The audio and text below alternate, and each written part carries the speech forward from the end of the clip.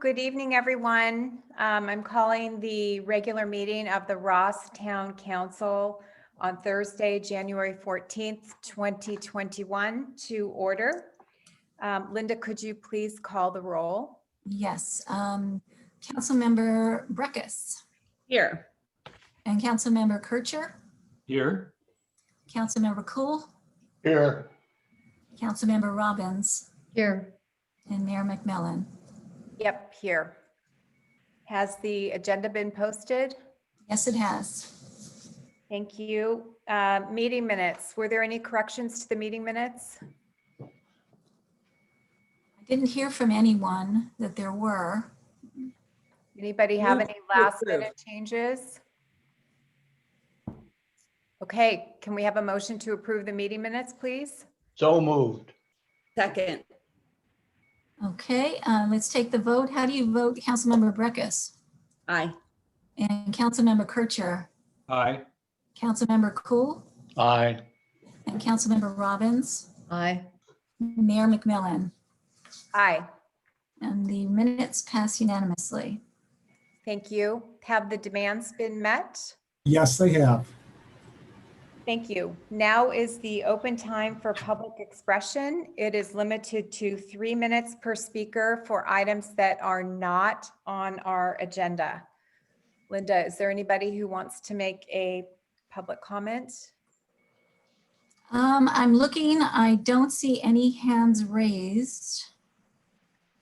Okay, No. thank you. Next, item number 6, employee appreciation and recognition of town employees. Chief Masterson and Town Manager Chin. Good evening, Mayor, council members. I'd like to acknowledge Officer Danny Moy for his 15 years of service with the Ross Police Department. Dan grew up in Southern California and worked in the family business until he chose a new career path, law enforcement. He went to the Napa Police Academy, graduated and was hired by the Ross Police Department.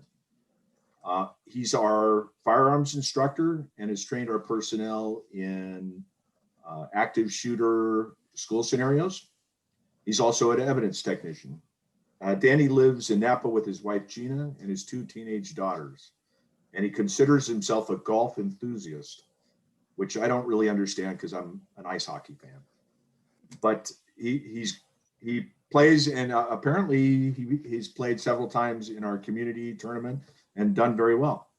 I'd like to thank Danny for his excellent service. Unfortunately, he couldn't make it here tonight. His wife picked up a last-minute catering job, and he's taking his teenage daughters to gymnastics.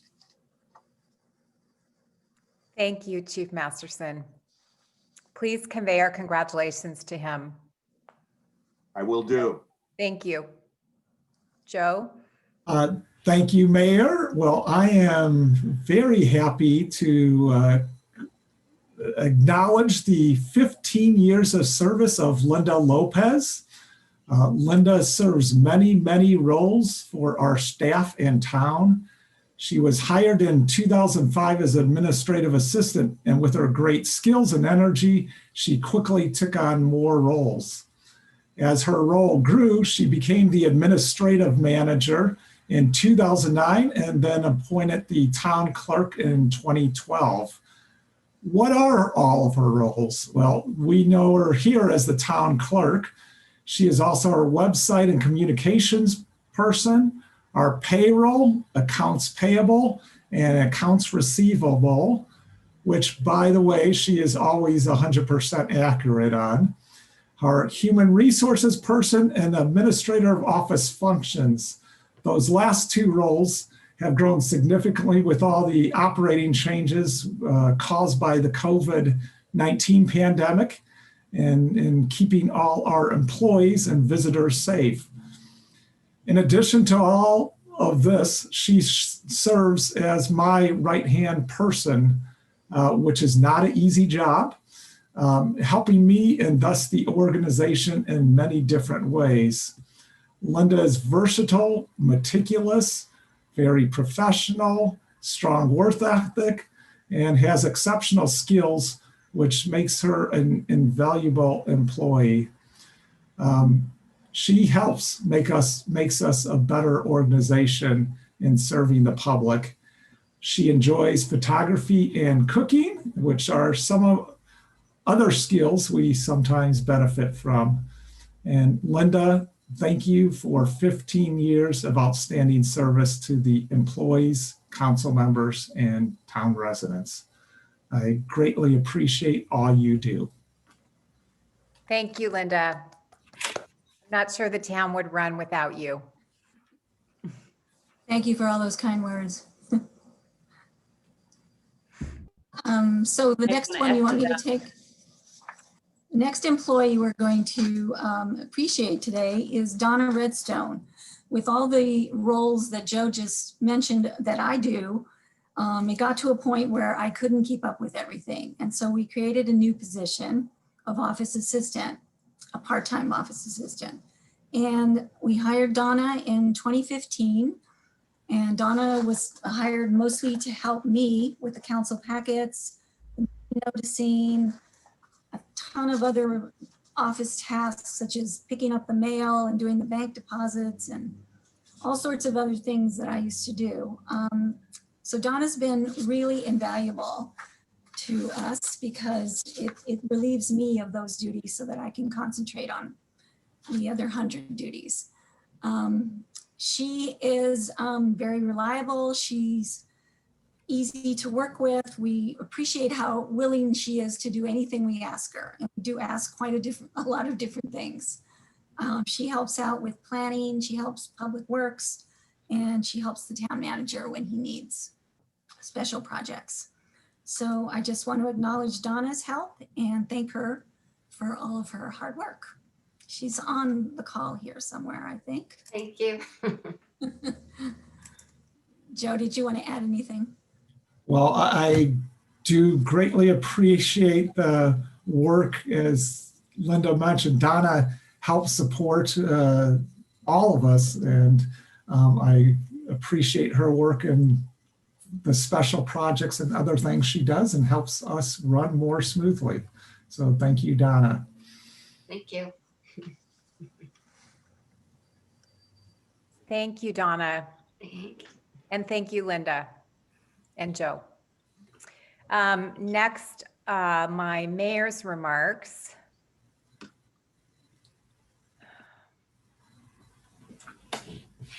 As of Wednesday, Ross has 59 COVID-19 cases, which is a 59% increase from just 1 month ago when we had 37 cases. I know I sound like a broken record, but it bears repeating. With the new indefinite stay-at-home order, we all know to avoid gatherings and travel, keep wearing masks and washing hands, and maintain social distance. Vaccinations are on the horizon, so while we may be hopefully almost there, everyone still needs to remain vigilant. Tonight, we will hear another report on modernizing town facilities for fire, police, paramedics, and administrative services, with results from the recent community questionnaire. Thank you to the 336 residents who participated. We also received many comments. All these efforts demonstrate the care residents have about our town, and it's gratifying to see. This will be an opportunity for the council to ask more questions about how best to address these physically and functionally obsolete facilities. We intend to make a decision about these issues at our February or March meeting. In the meantime, if you have questions or feedback, please email Joe Chin or Patrick Streeter at the town, who are coordinating this project. In addition, tonight we will consider whether to change the street name Sir Francis Drake Boulevard. Since June, Elizabeth Breckus and I have represented Ross on an ad hoc committee with other elected representatives from Larkspur, San Anselmo, Fairfax, and the county. I thank Elizabeth for serving with me on this committee. I have enjoyed our robust discussions. Finally, following the council's recent review of the town's climate plan, I will start Resilient Neighborhoods 5-part workshop later this month. Resilient Neighborhoods has helped over 1,500 Marin residents reduce more than 8.6 million pounds of carbon pollution. The free online workshops goals are to reduce our carbon footprint and prepare for emergencies. If you would like to participate and spaces are still available or learn more, please visit resilientneighborhoods.org.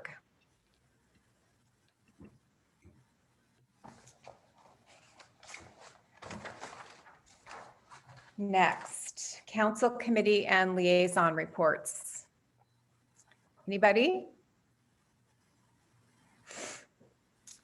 I will report that the Climate Action Committee, it's an MCC committee, has been meeting, and we are going to try to put together a grid of how every jurisdiction in Marin is doing in terms of climate action. So I know we will be relying on the town managers to help us with this, but stay tuned. We hope to have something for you in the next couple months. Staff and community report. Oh, sorry, Elizabeth. I just want to say that at the last meeting, Beach Cool was voted in as vice president of the fire board, Ross Valley Fire Board. And I know that we're going to talk about our involvement in this other subcommittee, which is the renaming. That's it. Thank you. Thank you. Congratulations, Beach. Thank you very much. I'm happy to follow in the footsteps of Elizabeth Breckus. Those are big shoes to follow. Staff and community reports. Town manager. Thank you, Mayor and council members.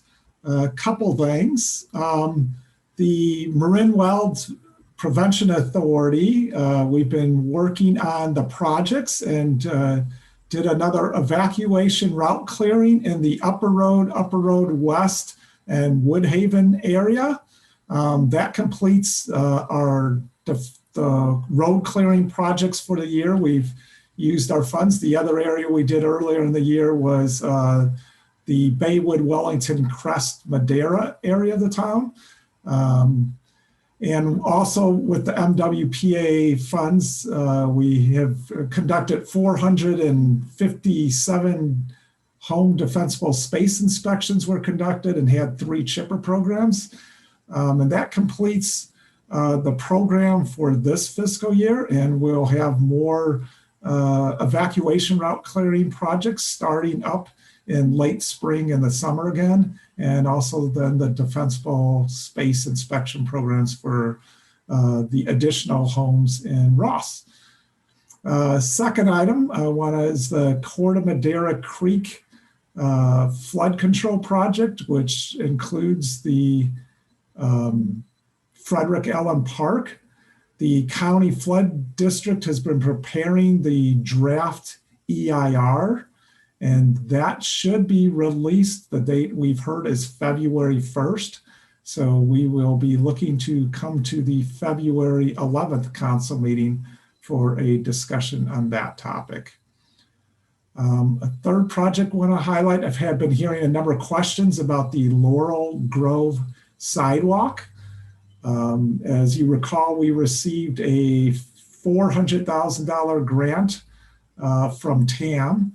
We have finished the survey work for that project to bring the walkway from now it ends at Marin Art and Gardens and bring it up Laurel Grove to Canyon. We are looking for in the next month to hiring a design firm. The design should be completed in the fall, and then hopefully with construction in early 2022. And those are my updates. Thank you, Joe. Could we put in the next morning after the work that the town has done using the Marin Wildfire Prevention Authority funds and all the accomplishments for that? Yes, so we had an article in the last month's. Now we've did others, but yes, we can. Well, I didn't realize that we had done so, but we'll defensible talk space about it. inspections. That's fantastic. Okay, next is the Ross Property Owners Association. Elena is reporting out on that. Linda, if you see Elena.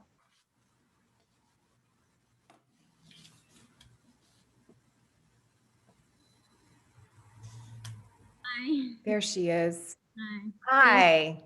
Thank you. Thanks for Welcome. having me. Yeah, thank you, council members as well. So we had our board meeting on Monday and the Ross Historical Society presented, and we're going to be looking for ways of working together. Jeff Klobik also wanted me to mention that he's meeting with Richard Simonage from Ross Public Works and Marin Municipal Water District, and he's meeting at 11 a.m. on Tuesday at Natalie Coffin Park to determine the placement of the water fountain that the RPOA is partially helping to pay for. We're planning to take down the snowflakes and the additional Christmas lights next week.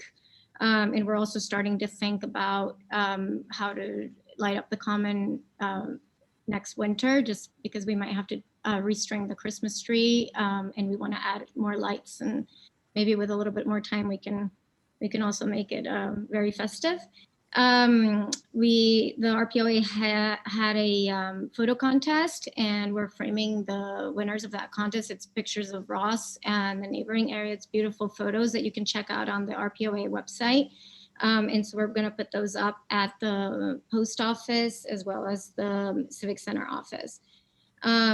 We also discussed in our meeting putting a wooden structure around the porta potties by the corner store, just to make them a little bit more visually pleasing.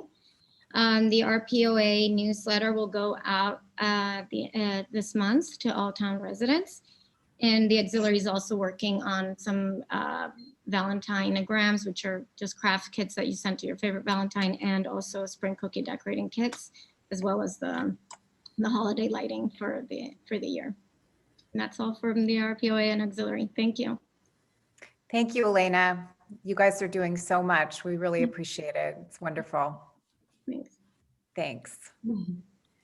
Next, item number 10, public hearing, town council consideration of adoption of resolution number 2191, establishing Marin sanitary service rates for 2021.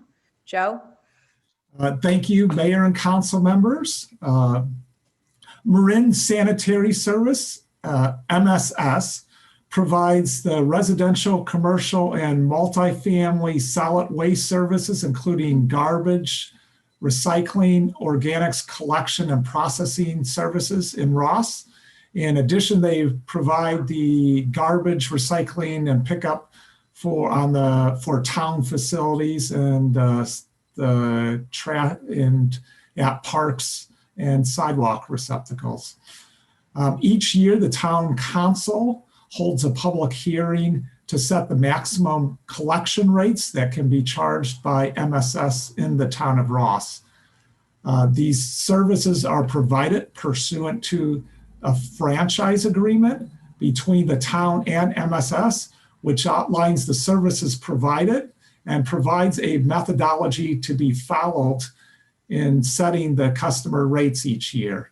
And if you recall, about 2 years ago, we renegotiated the franchise agreement and the methodology of setting the rates, and made it much more indexed in formula than before. Before, there used to be extensive negotiations. Now it is pretty formalized, and we're part of a franchisors group along with San Rafael, San Anselmo, Larkspur, Fairfax, Las Colinas Sanitary District, and part of the unincorporated county. And we hired a consulting firm, R3, jointly to look at the rates too. And we're all in agreement that the recommended 4.24% rate increase for Ross is the appropriate rate change. This 4.24% would result in an increase for a 32-gallon cart service of monthly cost of $43.11. When we look, R3 in your report has a attachment comparing rates across jurisdictions. That $43.11 is lower than the Marin county average of $46.98. And mind you, we're also comparing Ross and our franchisor group's 2021 rates to everybody else's last year 2020 rates, so we don't know. And we're slightly above the average Bay Area rate of $41, but that's based on last year Bay Area compared to our this year's. The rate adjustment would be applied across the board to residential, multifamily, and commercial services. Actual rates for all services are provided in the attachment to Resolution 2191. With that, staff recommends that council approve resolution number 2191, and we are available for questions. Any questions, council members?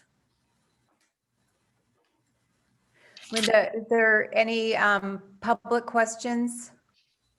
Well, we have members of Marin Sanitary. I don't see any raised hands. Okay. Let's bring it back for any discussion, council members, or a motion. Move to approve. Second. Okay, let's take the vote. How do you vote, Councilmember Breckus? Aye. And Councilmember Kircher? Aye. Councilmember Cool? Aye. Councilmember Robbins? Aye. And Mayor McMillan? Aye. And the motion passes unanimously. Thank you. Next, item number 11, discussion of the modernization of town police, fire, paramedic, and administrative facilities and results of the community questionnaire on the topic.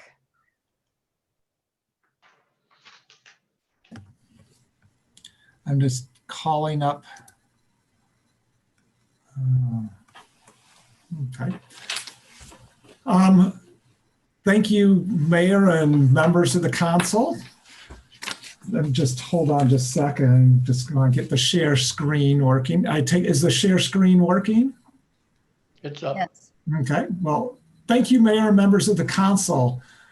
This item is a discussion of the modernization of the town police, fire, paramedic, and administrative facilities, and to hear a presentation of the results of the community questionnaire on this topic. Councils to discuss and ask questions relate to the questionnaire or any other items they want to discuss relate to the facilities modernization project. Receive public input and provide any direction for the February-March council meeting on this topic.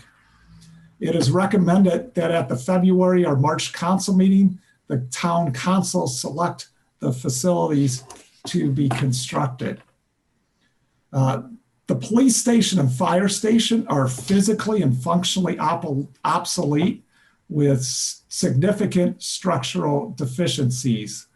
Both were built in 1927, so 93 years ago, long before the 1986 Essential Service Act, ESA for short, which established requirements for public safety building construction. Public safety personnel generally consider Ross police and fire stations to be in the worst physical and functional condition of any station in Marin County. Modern fire and paramedic facilities are designed to create travel paths for personnel from living spaces to apparatus space, ensuring faster response times.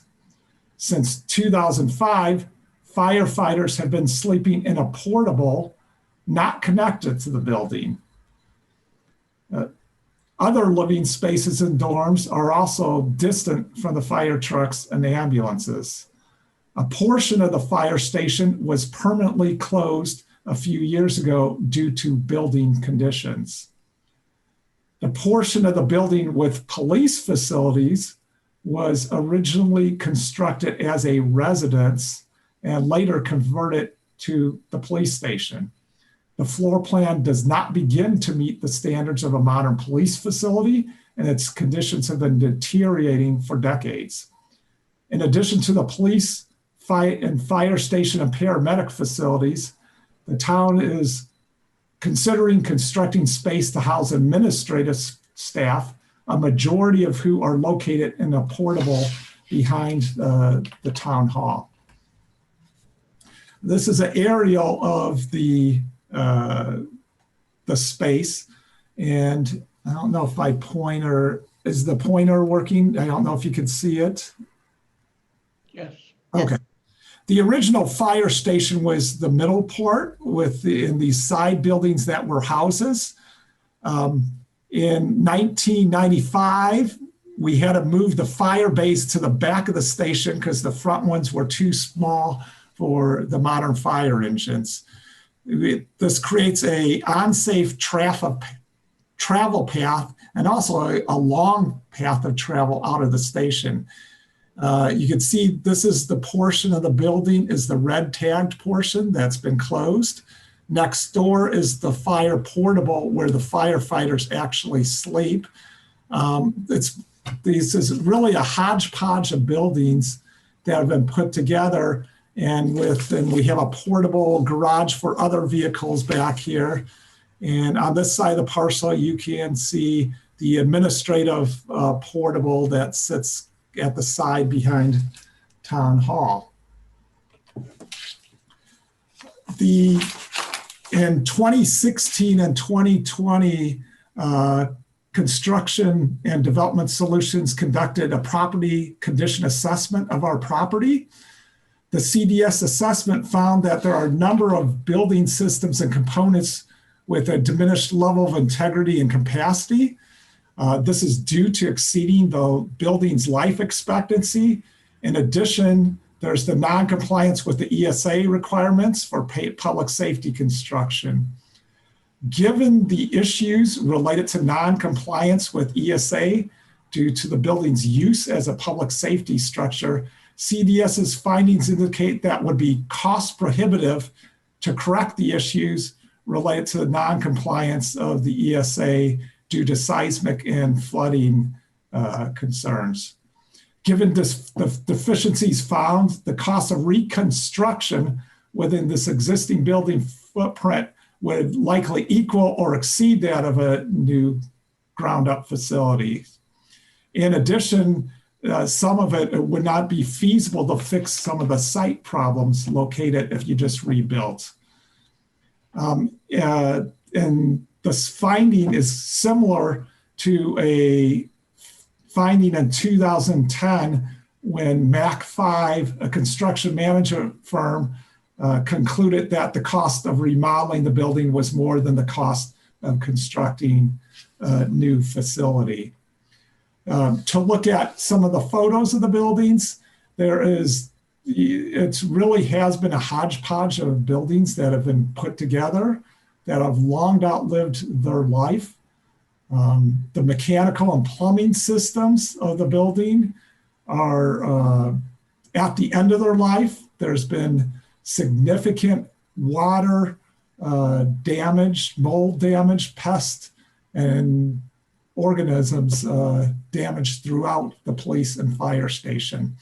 This photo here, this is the active fire and police stations. The photo on the left and top right are in the fire station. The one on the bottom right is our police station. And not to be outdone, this is the part of the fire building that has been permanently closed and red tagged off with obviously very, very significant issues and problems. Town staff in this process of looking at it has studied at least 8 different building options related to this, as well as determining that it would be cheaper to build a police and fire station at this location than at any site outside of being at this location. The project built elsewhere would be more expensive and not as centrally located as being on Sir Francis Drake Boulevard between Lagunitas Road and Laurel Grove. Joe, I think you want to go to the next slide. Okay, yeah. Thank you. The foundation for this process and the options relates to 3 different studies. We had a Citygate Associates Comprehensive Standards of Coverage Assessments, which provides the foundation for analyzing and planning for fire and paramedic services, which was completed in September of 2019 and presented to the Town Council and Ross Valley Board of Directors. There was the CDS Building Assessment in 2020 that I discussed earlier. And then there was the McGrath Architects Facility Replacement Program and Budget that was completed in July 2020. I want to note that all costs presented from the McGrath Architects, who specialize in fire, police, and government buildings, are based on rough conceptual plans. These plans will be refined once we know what facilities are to be constructed in a very public process. The costs that they used are based on the actual square foot cost of competitively bid projects in the Bay Area, including the recent San Rafael fire stations that have been recently constructed. We brought all this information together in the August 13th, 2020 council meeting. At that meeting, we narrowed down from 4 options to 3 options with 2 primary options. On October 29th, 2020, the town held a community workshop using Zoom related to the town facilities and services that was facilitated by MIG Consulting.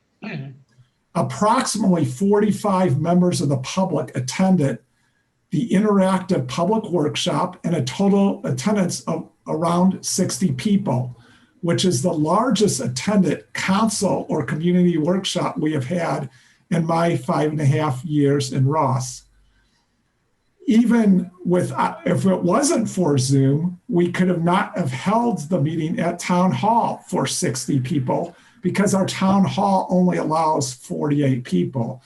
So Zoom was actually a benefit in getting more people to be able to participate at Town Hall. The participants at that meeting provide their thoughts and questions relate to town facilities and services. The comments and questions help shape the process. Also, based on the public's questions and comments, a frequently asked question facts document was created to answer the most common questions. And that, along with all the other documents supporting this project, are on our project website that has been up for several months. At both those meetings, public meetings, we had extensive discussions on information on fire and paramedic operational considerations, facility funding, and potential funding sources, as well as discussing the various options. The 3 options before you on this slide are where we are at. The top 2 options were tested in the questionnaire that will be covered shortly. And I'm just naming these option A, B, C to distinguish them here. Option A is the joint use police and fire station, including a paramedic quarters and new administrative space adjoining the town hall. The cost for this is $28.4 million.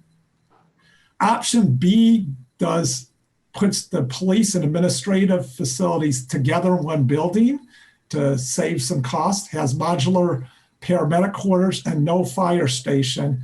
The cost of this option is $14.6 million. You can see the fire station itself, the difference here is $13.8 million, and that is very similar to fire station costs of finding of around $15 million in the Bay Area.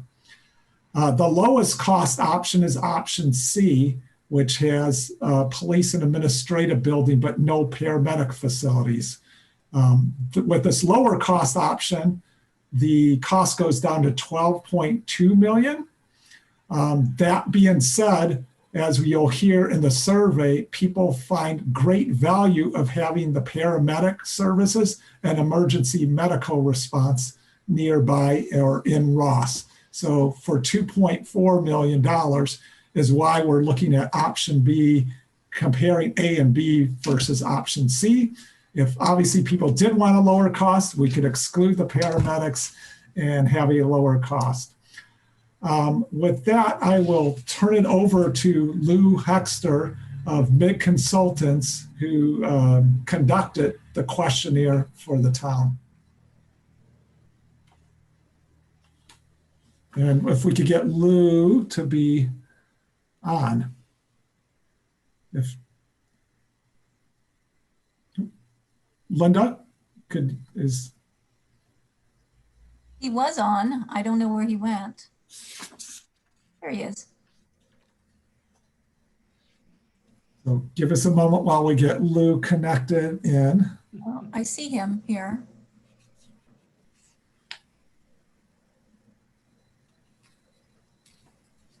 Oh. Lou, can you hear us? Oh, Is his microphone muted? He's not muted on my end. He's having some, looks like he's having some technical difficulties. Okay. If you could, I could either skip ahead or I could do this, try to do the summary. It wouldn't be nearly as good as Lou doing it. Oh. Yeah, his sound is not coming through. Okay, well, this is one of the problems with Zoom. Obviously, we have a technology, but we conducted, after getting the input from the community meetings, we had MIG put together a questionnaire, and the questionnaire was available online between December 3rd and December 30th. We received 336 individuals' responses, which is we felt very good about, given there's only about 837 homes in Ross, a very good response, and 98% of the respondents live or own property in Ross. I will move through to the questions, and these are also a summary of the results are included as attachment to the staff report and also online.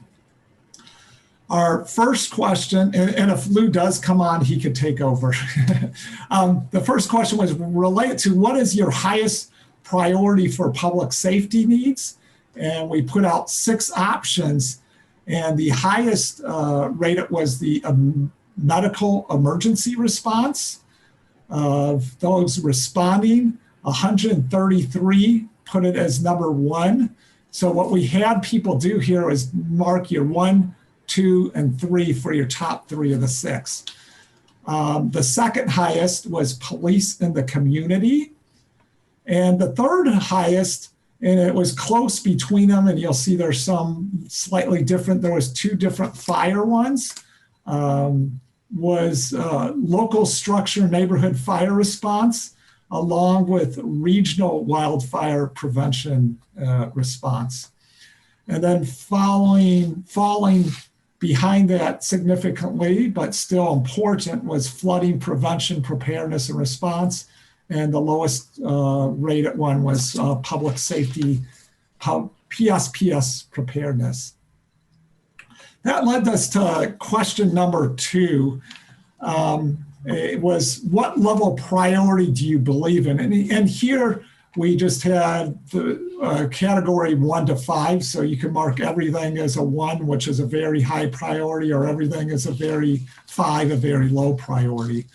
As you can see, it follows in a similar way. But the top ranked one as high priority was on this ranking was keep police and staff departments in town, followed by closely by keep paramedic services in town. And when I mentioned option B, the difference between B and C would be not having the paramedics in town. And then the next came in as in more of a, somewhat lower than that, but still important, keep our fire engine stationed in Ross and maintain the current response times. And at the lowest spot, a more neutral, was replace the outdated town facilities. Question 3 was really got to the money question. It was your willingness to pay to replace the police, paramedic, and administrative facilities. This is that related to the tax levels for that $14.6 million project. And happy to say that 63% of the residents said yes to being willing to pay the tax levels needed to build the 14.6. And the questionnaire language had the specific rate per $1 million, and per the average home assessed value, $2.6 million. There were about, if I recall, and I don't have the exact percentages in front of me, but the no was 88, which if I recall is about 27% of the people, and about 9% of the people didn't know. And obviously you expect as they got more information, if we really brought a real, a further design parcel, they would be less likely to be in the I don't know category. When we asked the same question about the more expensive, the option A, the 28.4 million project, the yes was only about 33%. The no's were about 55%, with about 13% I don't know. So there is not the participant support of the 336 questionnaire respondents saying to really support building all the facilities, including the fire station. And you might be able to get a higher percentage that we define as we go through the process. The issue is, though, 33% is a long, long way from the 2/3 vote that would need to be passed for any tax measure. Clearly, there are a lot of people in town that still very much support paying for a fire station, and that was expressed in a number of the open-ended questions. But there are, in this case, more people expressing not desire that the cost is too high and not to rebuild. There were open-ended questions, and those are some of the things that came out are the additional comments that I'm going to put here. There were a number of open-ended questions, and what we found is kind of startling. After having one of them, the design was after a bunch of questions really about what services do you want to have, and here's the cost and taxes. One of when the most open-ended question that people shared, a significant number of people shared that the design of the building is very important, even though there were no questions of design, and want people to keep it to the character of the town, of the existing town hall, post office, and current look and feel of these buildings in the current police and fire station. A number of them wanted to see additional options, and that's what I kind of talked about earlier, some of the options. There was a strong desire by a lot of people to keep services in town. Costs, people were, either not concerned about the high taxes, and also about the overall high cost of public facilities. And we did get a number of compliments on the public outreach and engagement process, and people thanking us for the process that they went through and being thankful for having the opportunity to share their thoughts. The key findings are from the participants was they are most concerned about medical emergency response, police remaining in the community, and wildfire safety. The preference, as we said, is definitely for the option that's with the keeping police, paramedic, and administrative facilities in town. And there was a very strong level of support for the tax level of that options. There were concerns about the cost, and people wanted more information regarding cost benefits of keeping a fire station in town, rehabilitation versus rebuilding, and alternative options. With that, when we saw the results, a number of the topics people were asking about are included in our frequently asked questions. However, we did update the fact sheet to include other items that residents said they wanted more information about. So the current fact sheet was updated after reading the questions and additional information needs people had here. There were 5 topics I wanted to highlight that kind of came out for this additional need for information. One, the rehabilitation versus rebuilding.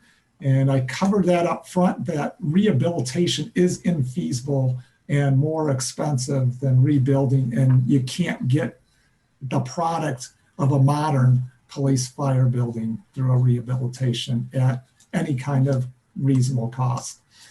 We talked a lot about the options, starting with 8 options. Oh, I also should mention, we did look at could we build in other places outside of the existing spot, and it would be more expensive to do so.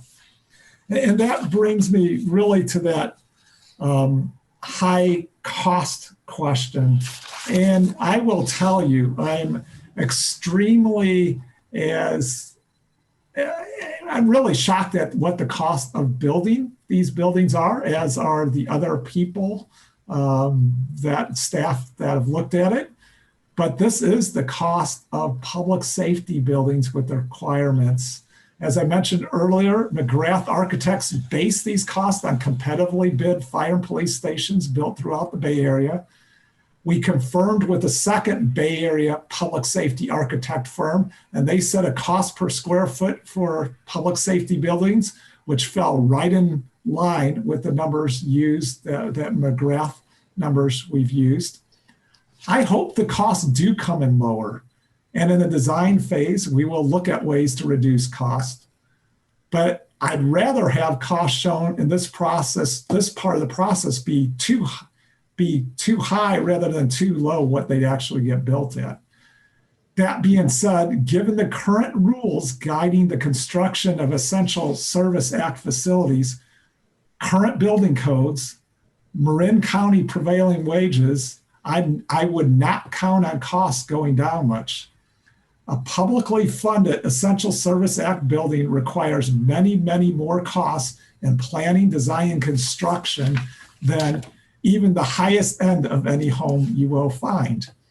It includes seismic design requirements, which include larger footings, more rebar, seismic strapping, and more geotech work.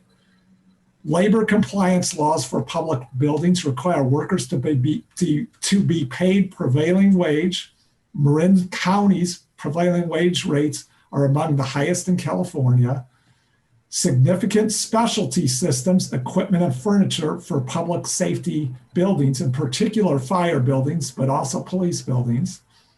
Sustainable design and increased energy conservation measure requirements for public buildings, reconstruction of the Sir Francis Drake frontage and the driveway entry, including undergrounding the overhead utilities, demolition and hazardous material removal, temporary facilities for staff and emergency equipment during the construction.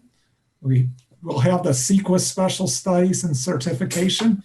And then at the bottom line is McGrath added a cost escalation factor of 12% on cost, since the construction will not occur for several years. So the costs they used were based on current market. Well, they added 12% just because we will not be building for several years, and obviously it's likely there will be cost inflation.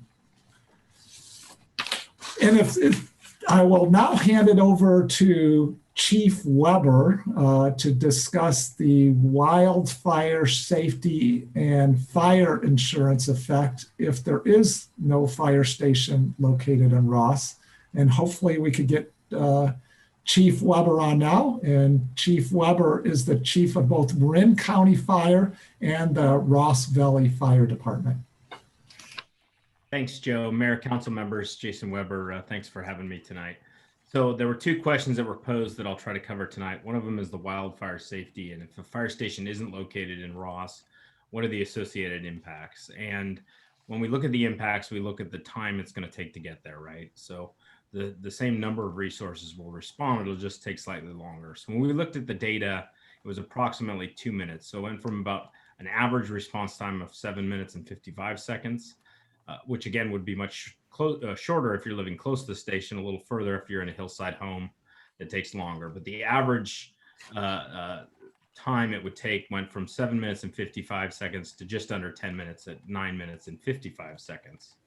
Under a normal weather event, normal day in Marin County, that impact is probably relatively small. During a significant wind event, something that's predictable, that impact may be larger. So when the council is taking all this information in, I think it's important to consider that we will look at those impacts, and where we're able to find mitigations for those impacts, we can do that. So that means pre-positioning resources during a specific wind event that's predictable can be done. And then essentially you've negated any additional response time of either the number of units or the speed in which they're there. So those kind of items can be part of our consideration as we move forward after the council of community makes a decision and how we mitigate those. The second one was a fire insurance effect. So there's kind of two aspects of your home fire insurance. One of them is from the wildfire perspective, and we're seeing a good deal of cancellations across California and Marin related to insurance companies' losses over the last 5 years. And really the greatest effect you can have on your home and a community is wildfire prevention. And we know that last year we moved forward with a strategic and collaborative wildfire effort with the Marin Wildfire Prevention Authority. And as your council was briefed earlier, and your council member and Mayor McMillan sits on the board, we're taking action now and doing a lot of that preventative work in the town. And that really is going to make a difference related to your fire insurance and on the wildfire side of things. So not having a fire truck in town, I think would not really change that or affect that. It's really the work you do around your house, home hardening, defensible space, or what drives that. The other piece of homeowners insurance or fire insurance is the impact it has on your insurance service office's rate. So a private company rates essentially municipalities for their fire protection. There's different components of that are rated. One of them is distance from a fire station. The other is water supply, personnel. Those are the factors. When you look at Ross's distance from the adjacent fire stations, there shouldn't be any change related to that effect on fire insurance. What could affect fire insurance is the number of firefighters responding. So again, looking at a decision that the community has to make and trade-offs, ultimately the council will be asked to make a decision. We will come together with our adjacent neighboring agencies, labor, the city manager group, and look at how we can negate those impacts. So if our staffing remains the same and the number of personnel responding to a fire, there shouldn't be a direct impact or change to that ISO rating. Water supply is pretty stagnant. We're not moving hydrants or making any changes there. So again, that will have a minimal effect. So I think that I'd like everybody to consider that when these issues pop up, they're great questions, and we will take them back ultimately as the JPA, so all 4 municipalities together providing fire protection, and look at the impacts of this decision, and then look how we can mitigate those impacts, and then come back to the council with more information about that. So that process will start and really has started now as we look at alternatives and options to present to everyone. But our goal is to mitigate any of those negative impacts with offsets. And I think with both these questions, you can mitigate some of those effects. And I'm certainly available for any questions. I just can't see everybody anymore. Thank you, Chief. What questions does council have, and what additional information do you need in order to make a decision on what facilities the town should rebuild, so that at either the February or March meeting, the council can determine select the facilities that should be rebuilt? After that decision is made, we can proceed with the next step on what will be a multi-year process of getting facilities designed and approved for construction. After that decision, we will shortly thereafter look to hire a facilities master plan consultant to help move the project forward, developing the concept and design of the facilities. And there will be a number of community meetings throughout that process.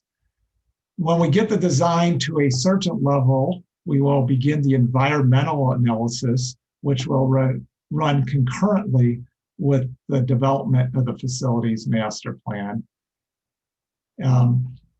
Any ballot measure would likely not happen until after there's a certification of the environmental review and council approval of the facilities master plan. And depending on the option selected by the town council on what facilities construct, other negotiations and agreements with other entities may be needed, as Chief Weber mentioned. For example, if the council elects not to reconstruct the fire station in Ross, then the Ross Valley Fire Department JPA agreement would have to be renegotiated with all four partners of the JPA: San Anselmo, Fairfax, Sleepy Hollow, and Ross. In addition, there could be impacts to related existing labor contracts with the firefighters. Additionally, an agreement may be needed with the Kentfield Fire Protection District for any services they provide. In addition, a new lease agreement would be needed with the Ross Valley Paramedic Authority if they stay on site. So you see, there's a process. So there's really two processes that will be going on. We'll have, if the council elected the option not to construct the fire station. If they construct the fire station, then what I mentioned, this other negotiations isn't really that relevant of a point. But if the council selects not to build a fire station, we'll have two things going on. We'll have this facilities master plan process and that design and the environmental review. And at the same time, we'll be having negotiations with our partners in the JPA and the neighboring entity and the conversations with labor. And that's the conclusion of the staff report, and we are available for any questions. And I'll stop sharing screen too, so we could see each other much easier. Great. Thank you, everyone, for that really detailed presentation. Why don't we do questions about the presentation from council members, and then we will open it up for public comment, and then we can bring it back for discussion.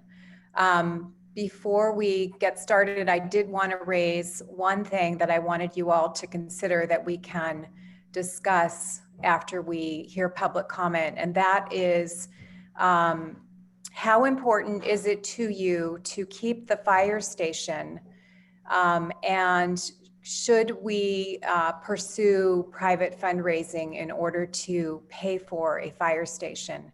Because based on the data that was presented just now, it seems really, really difficult that we would be able to successfully pass a bond for the additional amount to fund the fire station. So I'll just plant that seed. And now we'll do questions.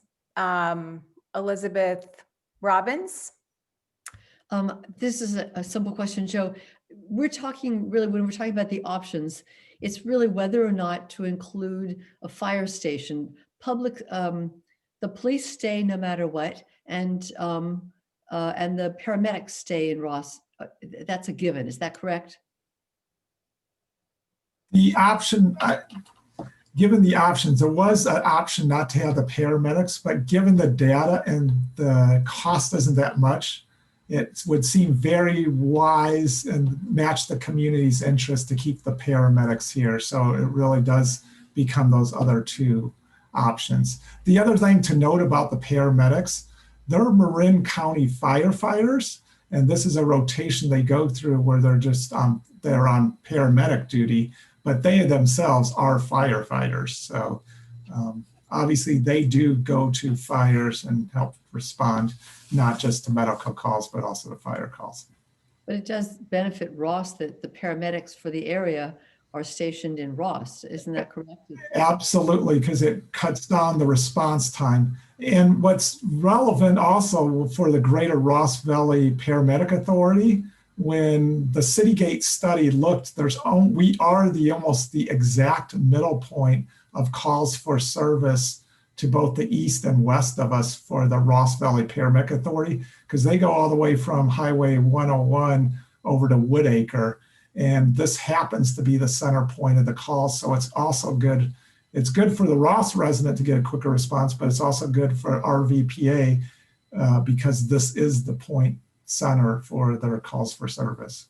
Okay, but as we focus on what should be rebuilt, really where the real question is, do we include a fire station in our renovations or not?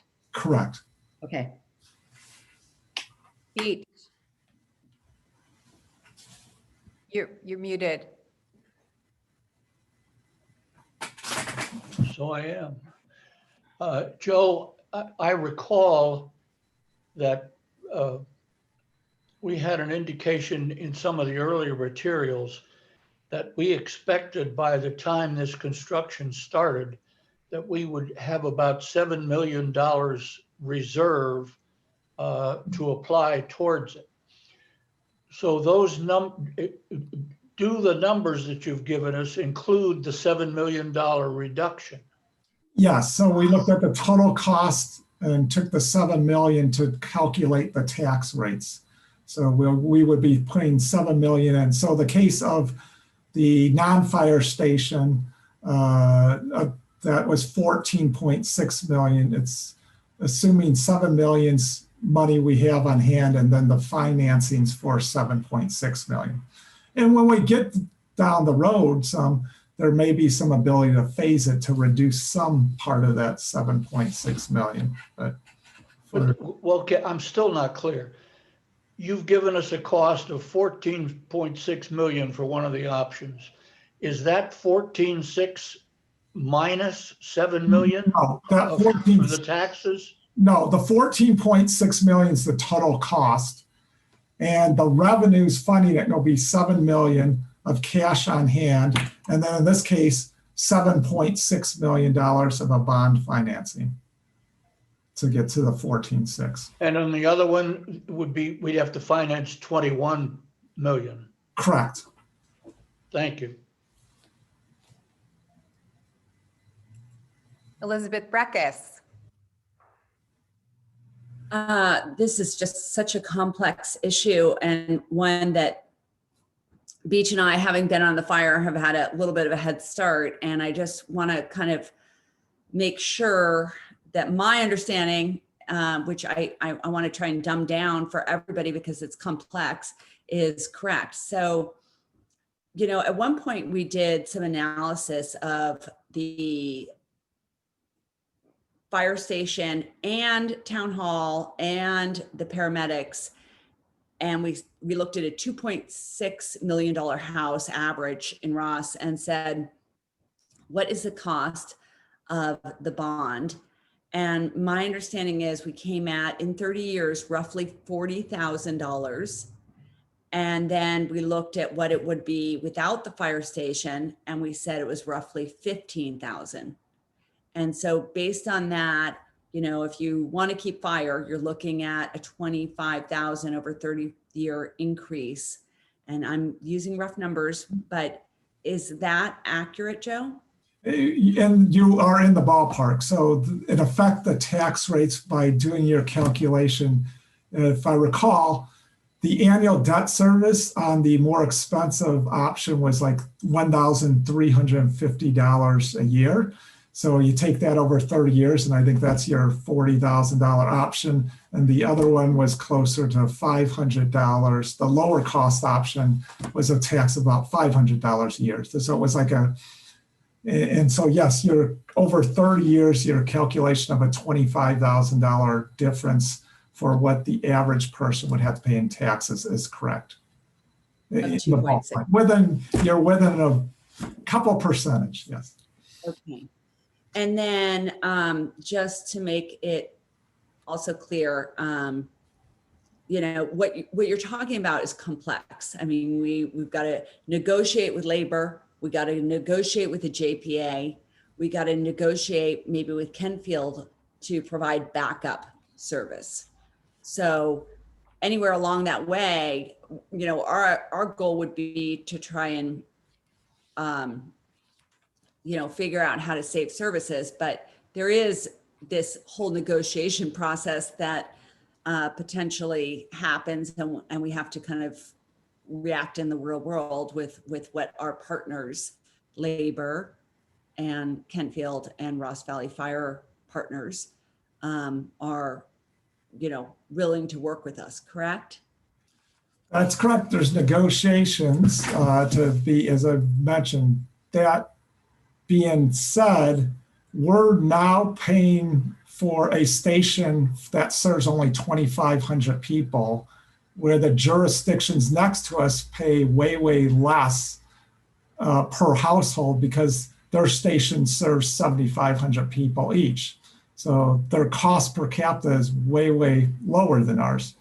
If the station moves, we expect to have a lower annual operating cost for fire services that the town of Ross would pay for. So our cost will go down. Now, we don't know the amount it will go down because that's part of what's to be negotiated. So it will go down. It's just how much it would be based on those negotiations. So that I wouldn't, you know, that's still to be determined.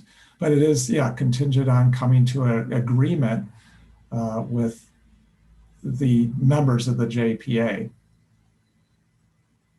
Right. So what we decide today and the outcome is not really determinative because we do have further discussions to have, right? Correct. But what I'd recommend that council makes its decision in February or March on what facilities. And it's going to take us a couple months then to put out an RFP to get the design consultant. And even if it goes on, and we will be having negotiations. And I think you go concurrently through those two processes of negotiation and, you know, the design of the facility. And, you know, so there will be some concurrence of both things going on. But yeah, so there will be a process. That's why I said there's really two processes going on. But you don't have you're expending some money in the design, but obviously comparatively to the numbers of the rest of this issue, you know, the hope is within some number of defined time frame during that design process, you've reached agreements or close to agreements, or you know if you have some big issues on those agreements.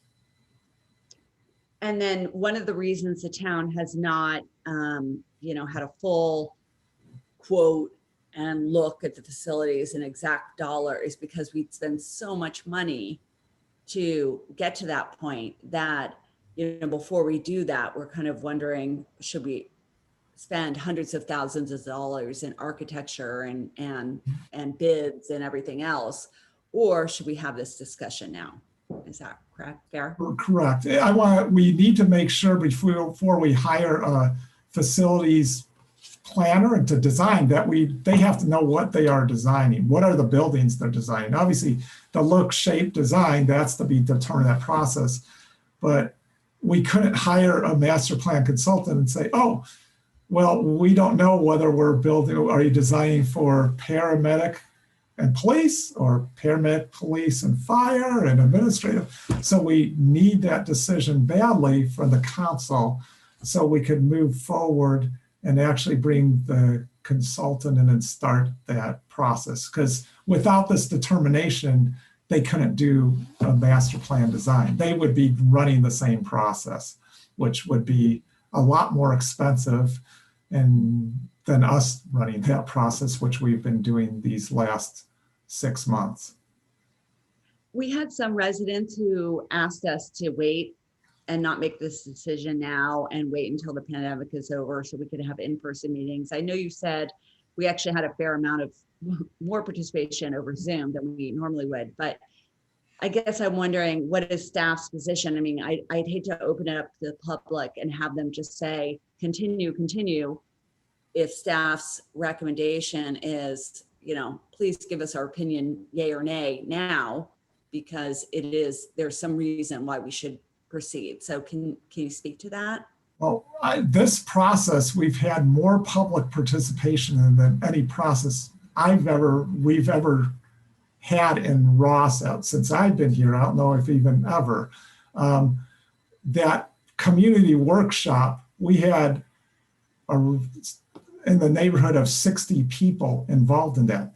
We could not have held that at town hall. Our max fire code capacity is 48 people.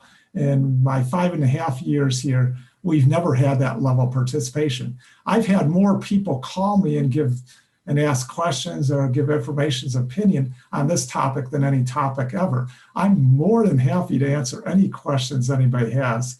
In our survey, quite frankly, we've never had 336 people responding to a questionnaire related to anything. And I think the results of that were pretty clear.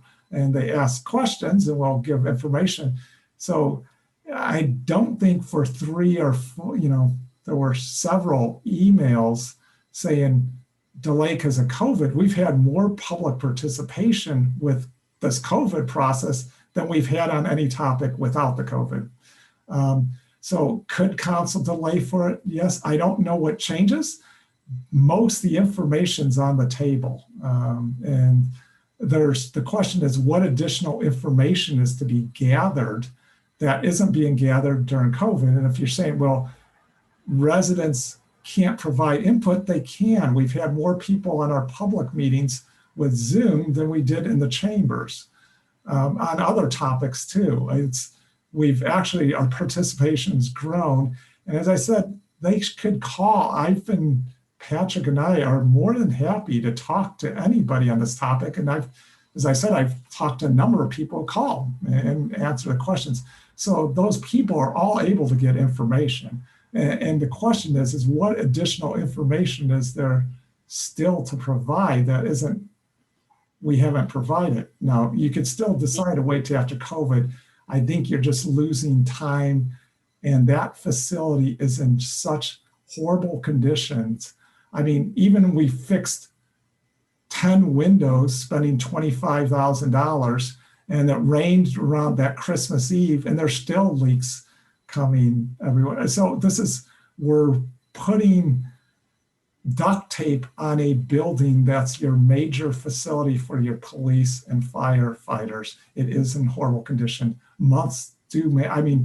This process to get here took several years. We needed that Citygate study to find out what is the impact of fire and paramedic operations. We have that. We have Chief Weber that's available. We did Can I just add something on the COVID thing? Based on some grim conversations I've had with Dr. Robbins, we are not going to be meeting anytime soon. It's not like if we wait for COVID to end, it's going to be 3 or 4 months. So it would be a substantial delay. Right. So it sounds like if people want to say, hey, wait, fine, but please also weigh in on the merits. Or provide your Thank you. comments to the council and staff is what I would say. Yeah. Bill, do you have any comments? Well, I have some comments. I don't have any particular questions. Okay. You could ask for questions, Mayor, but Yes. I do have some comments. Okay, we'll get But those you want after. us to hold those, I think, Yeah. till after the public comment. Yes. Beach, you have another question? Well, I just wanted to add a comment about what has been raised about needing more time so that more people can get involved. On behalf of everybody, of myself and everybody else in town who's over 80 years old, I don't think this process was so complicated that we couldn't answer the questionnaire or understand what was sent out to us. And I greatly resent the suggestion that somebody as incapable as you all know I am with a computer couldn't get this information and respond. Thank you, Beach. Elizabeth Robbins, did you have another question? No, okay. Chief Weber, I had a question that someone asked me, which is if we do not have a fire station in Ross, will engines be dispatched at a slower rate than if we had a station? Would we receive lower priority? So the answer is no.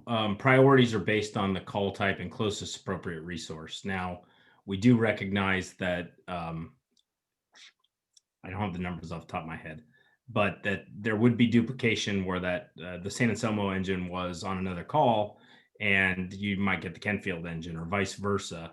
That would occur, but the way the dispatching system works is calls are prioritized, medical emergencies and fires, obviously at the very top, and then other things slower. Now, during storm events, there may be more significant delays because of the volume of calls, and those are typically non-life threatening, trees down, those things like that. So those are considerations that everybody has to make and trade-offs. Thank you.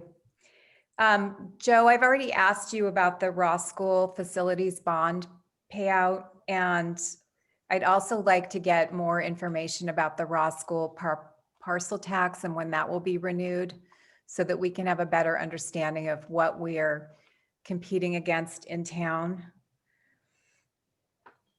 Okay, and I might be 1 year off on this. The current school bonds terminate in 2033 or 2034. So they have roughly 13 years left.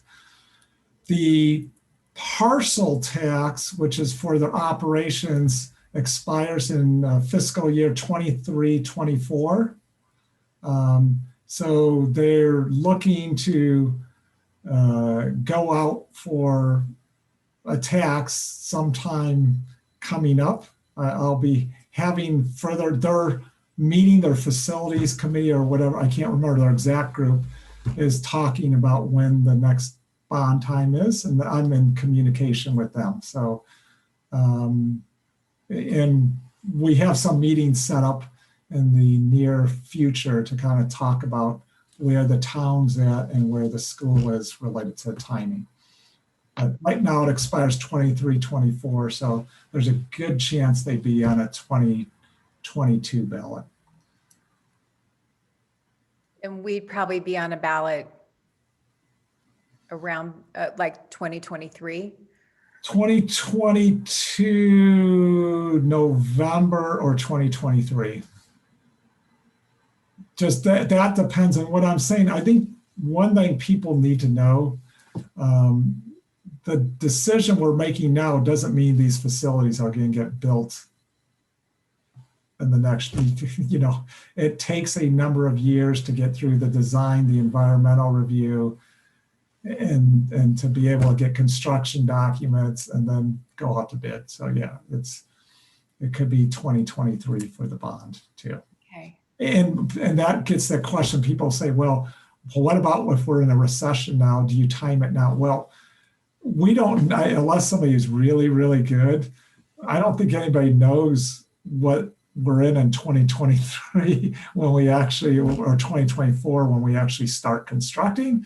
And that being said, it's a good time to go out to bid when you're actually in a recession. You actually get better prices and lower costs. And when everything's booming, the bids come in higher. So, and obviously we can't time any of that. It's just, we got to keep moving to get there. Someone has asked me if there is space at Marin Art and Garden that we could rent for staff and or during the construction if we were planning on using Marin Art and Garden. And those are potential things we can inquire about. Great. Okay. Any other questions before we open it up to the public? Okay, Linda, anybody have any raised hands? I am looking, I do not see any raised hands. Okay, here we go. Ken Feynman, you have 3 minutes to speak.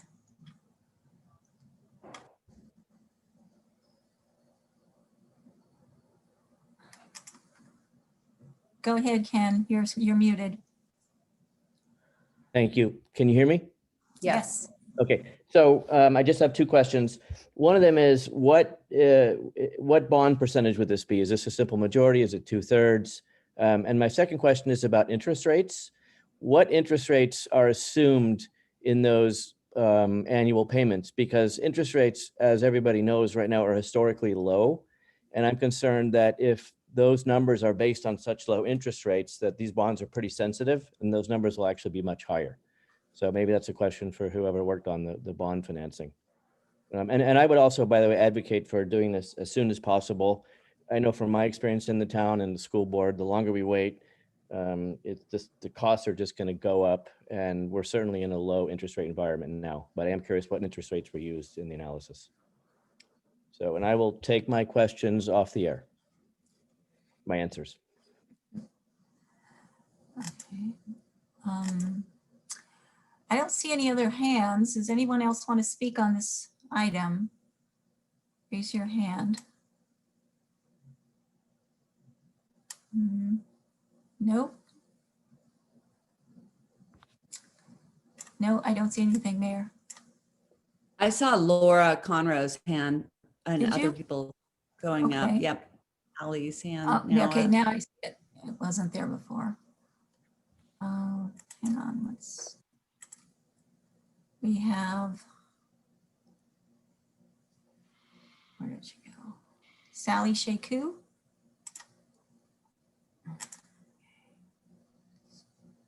It's actually Bob Herbst, Sally's husband. Okay, I'm on her laptop, sorry. okay. So I have a couple points I'd like to make. Number one, we strongly support retaining a local fire station and, more importantly, our own local fire chief. I know we abdicated, in my opinion, that responsibility over to Kentfield. I would like, if we're going to build a new fire station and a new facility, let's bring our fire chief back.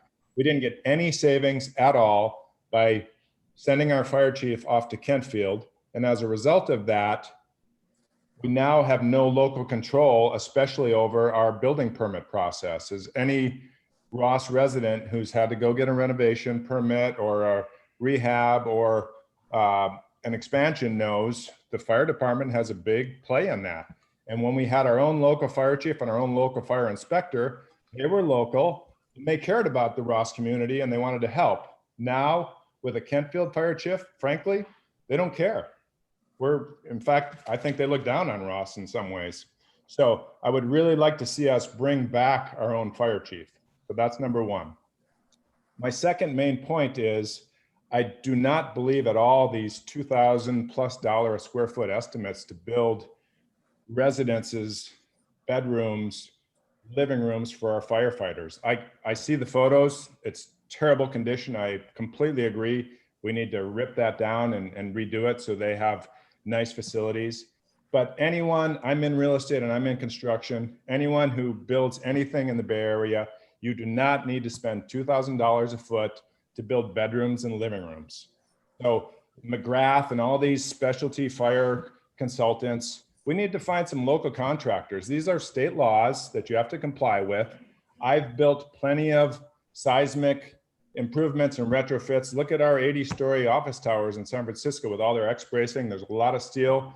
They build that for less than $2,000 a foot. And these are single-story, bedrooms and again, living rooms. So we can do it a lot cheaper. Let's keep our fire station. Let's figure out a way. Let's bifurcate where the fire trucks are. Perhaps that requires some different level. But the stuff where the firefighters are there and they've got their bedrooms and their living rooms and their conference rooms, that doesn't need to be $2,000 a foot. We got to be smarter about how we do this. We can do it a lot cheaper and have a full fire station with paramedics. Thank you. Thank you, Bob. All right, I'm bringing in Laura Conroe.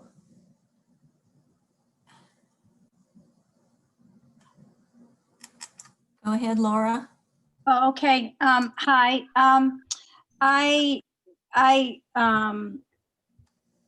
I agree with Bob Herbst, who just spoke that if we are going to build our own fires, spend money building and rebuilding facilities, that we should do it if we have and bring back our own fire station and have our own fire chief. Otherwise, really, why are we doing this if we're not going to have a dedicated fire department that is going to respond to Ross residents' needs and fire emergencies first?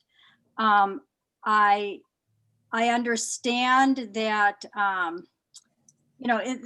the time that it's going to be critical that we need our own fire department where we're Ross residents put number one is when there's a raging wildfire and true emergencies and neighboring towns are having the same problem.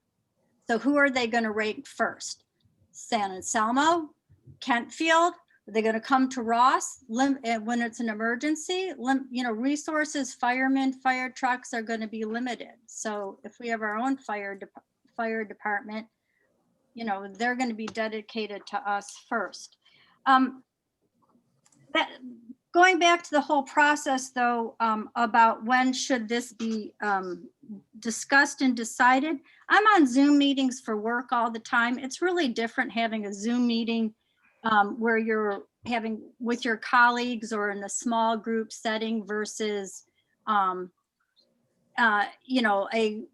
thing in front of town council with other community members. There's just not that dialogue and back and forth. I participated in that October town community meeting. It was very frustrating. You could tell people were stifled in terms of talking. There's not the interaction and personal dialogue and rapport. And part of this process, in terms of a question about, I think, saying that, well, what more information can we provide you? We're here at the town and available to answer your questions. It's more the other way around. We, the residents, don't have the opportunity to provide to you either staff members talking to other community members in a forum about sharing ideas about what we can provide to you, what information we can share and ideas we can share. So that's what's a large missing component of doing this all remotely and not being able to have a robust, full dialogue. And finally, the comments on the surveys should be provided, and that should be part of the record as all the individual comments to every single question that was submitted, not just a summary. I read the summaries, they're very general. And I think it would be, both the town council and the public should be able to read each of the comments that were submitted because I think they will be very valuable and part of this process. I know when we did surveys for when there was the school remodel, all the survey results and comments were shared unless there was some disparaging comment.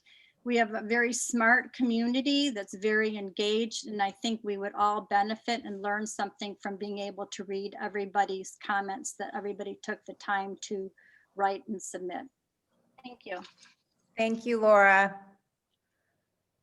Anybody else? Linda? I am not seeing any more raised hands. Okay, so let's bring it back to council for further discussion. Perhaps we could start with the fire station, and I'd just like to get a sense from people as to your sense of how important it is, and whether we should try to.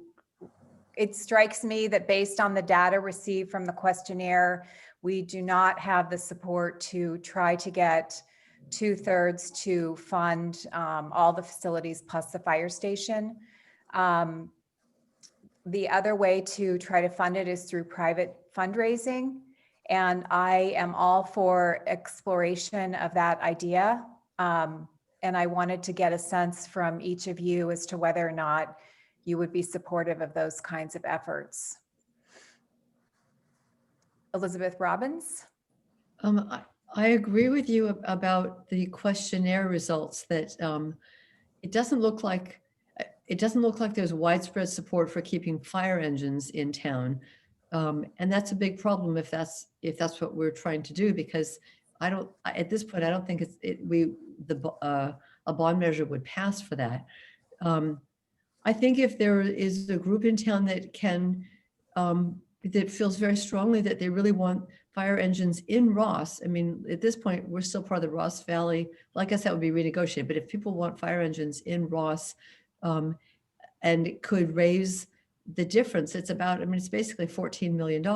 If a private group in Ross said, well, we really want fire engines, here's $14 million, I think that changes everything. I'm not sure if that's possible. It's an awful lot of money, and I don't know that it's as kind of as appealing a thing to raise money for as, say, the gym at Ross School. But if somebody said, yes, here's $14 million, I would be fine to say, fine, then we go out for the last 14 million to keep, for the other facilities. But unless we have that, it's looking to me like the consensus in the town is that from the questionnaire, that it's not high on people's list to keep fire engines parked in the town of Ross.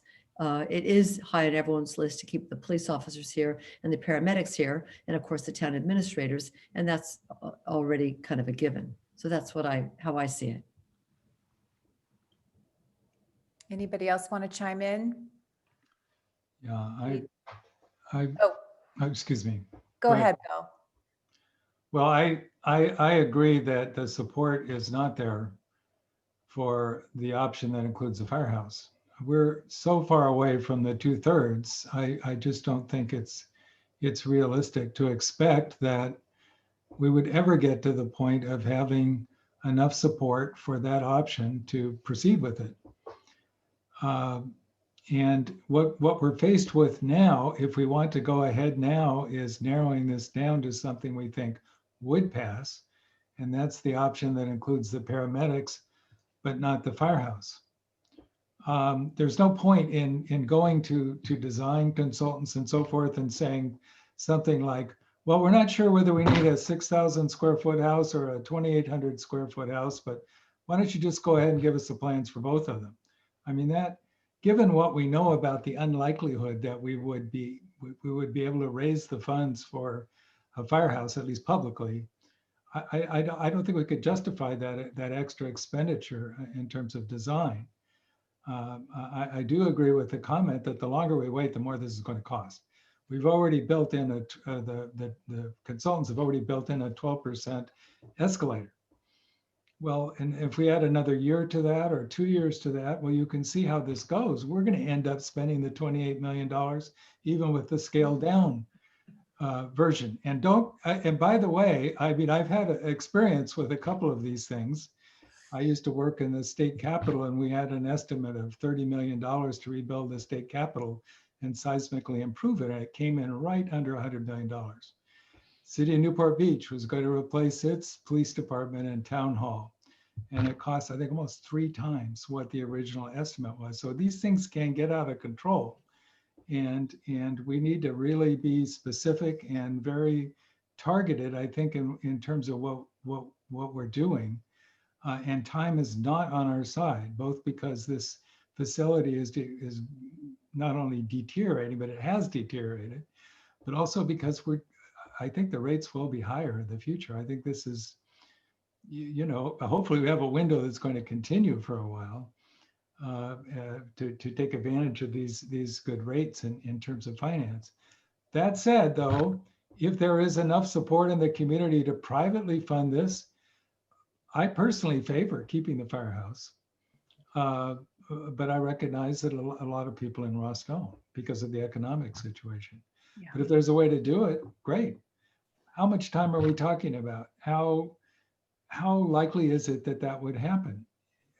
Sure, we could hold off for a month or 2 on this, but if we're going to wait for 6 months to see if we can raise the money, I'm not sure that would be a good choice.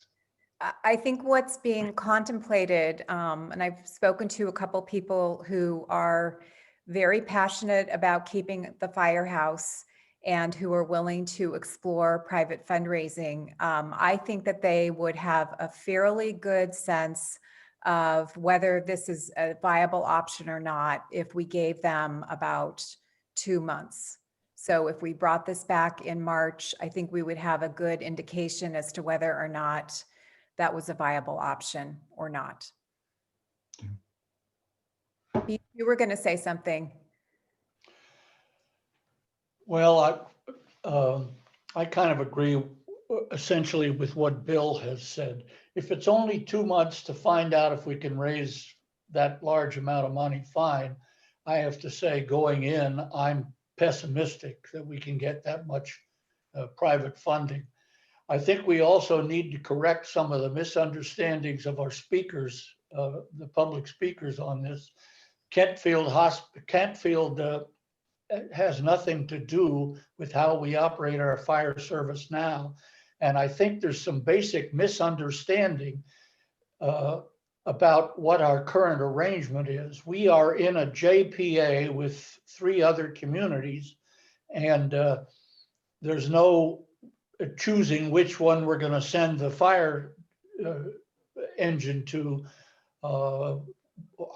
We have a chief who was here tonight, who is the chief of the JPA. One of the main reasons we went into the JPA was to make a saving because we didn't have the expense of having our own chief. And I think it would be more expensive to bring a new chief of our own back, and that would require getting out of the JPA and reestablishing our own fire department. Otherwise, we don't need a chief. Generally speaking, though, as I said, I agree with Bill. I think it would be difficult to pass a tax to support the fire station based on the outcome of the questionnaire. And I think we probably need to be aiming at no fire station unless what I would term a miracle comes to pass with somebody financing the difference between a fire station and none. Thank you. Elizabeth Breckus. Thank you. You know, I think Bill made a lot of good points. I personally would vote to keep fire here. And I also would not say that we should vote to not do it because we have a lot of negotiations to do. And if they don't work out well, we should bring it back to the council and reconsider where we're at. I 100% think that we should give some time to private fundraising because if that's viable, great.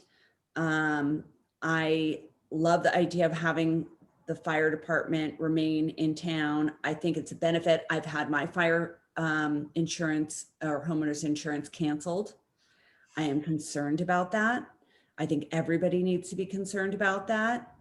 The trade-offs or possible things that we could do to mitigate that could be expensive options.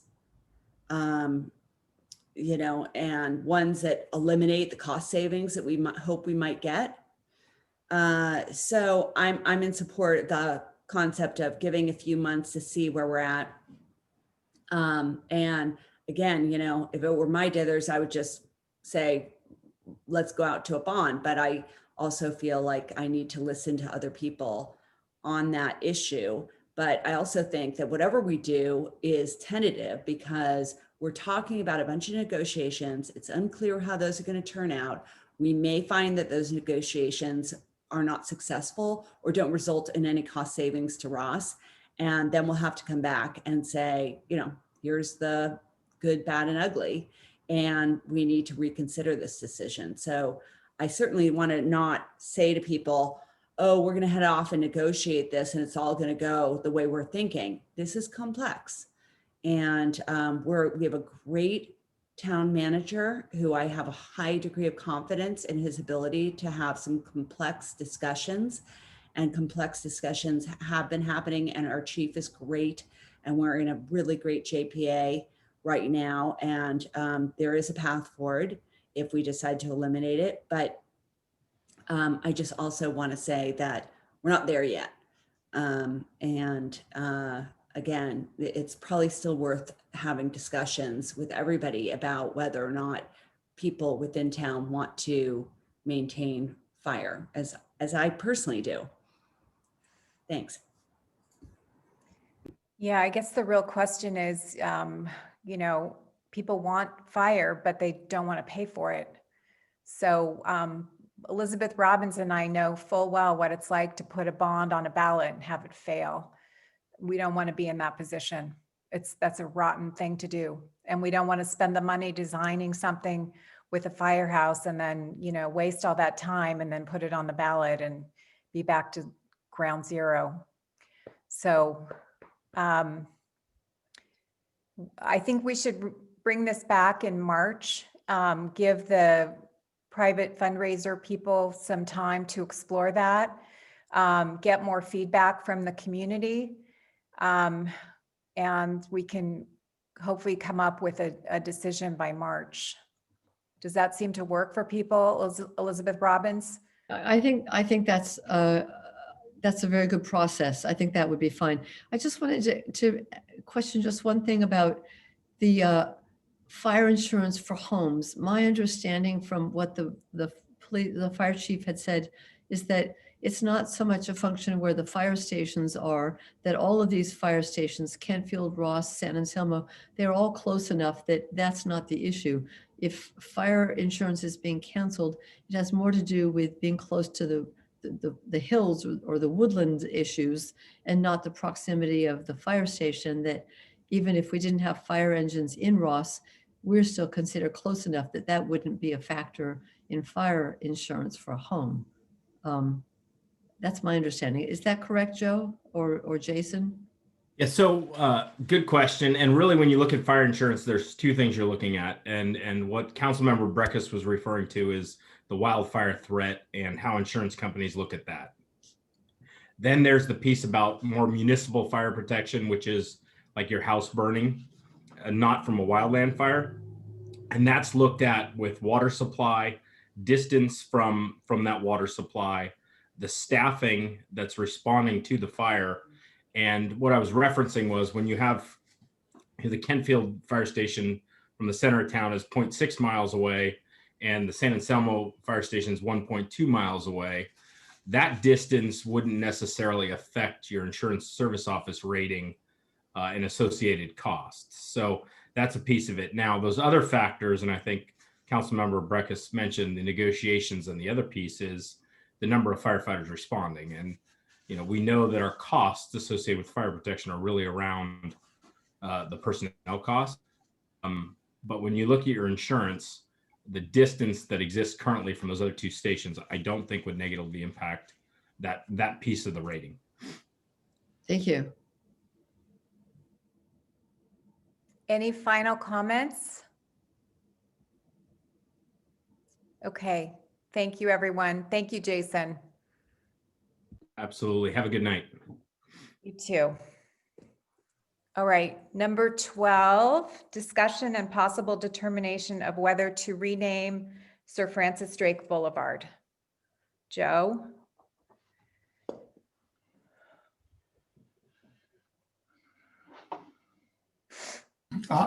Thank you, Mayor and council members.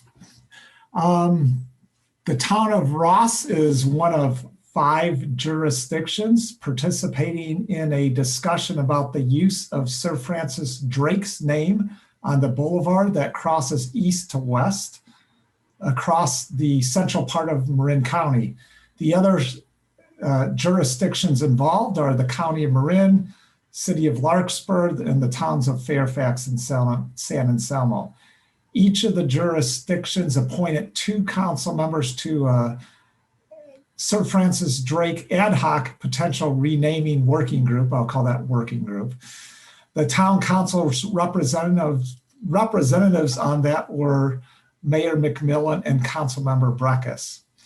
Collectively, the 10 elected officials have been participating in a series of public forums, including a community listening session on June 26, 2020, and a public learning session on August 17th.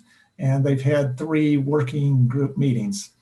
The working group agreed that members should return to the respective jurisdictions to take up the issue of whether to move forward at the local level with renaming of Sir Francis Drake Boulevard.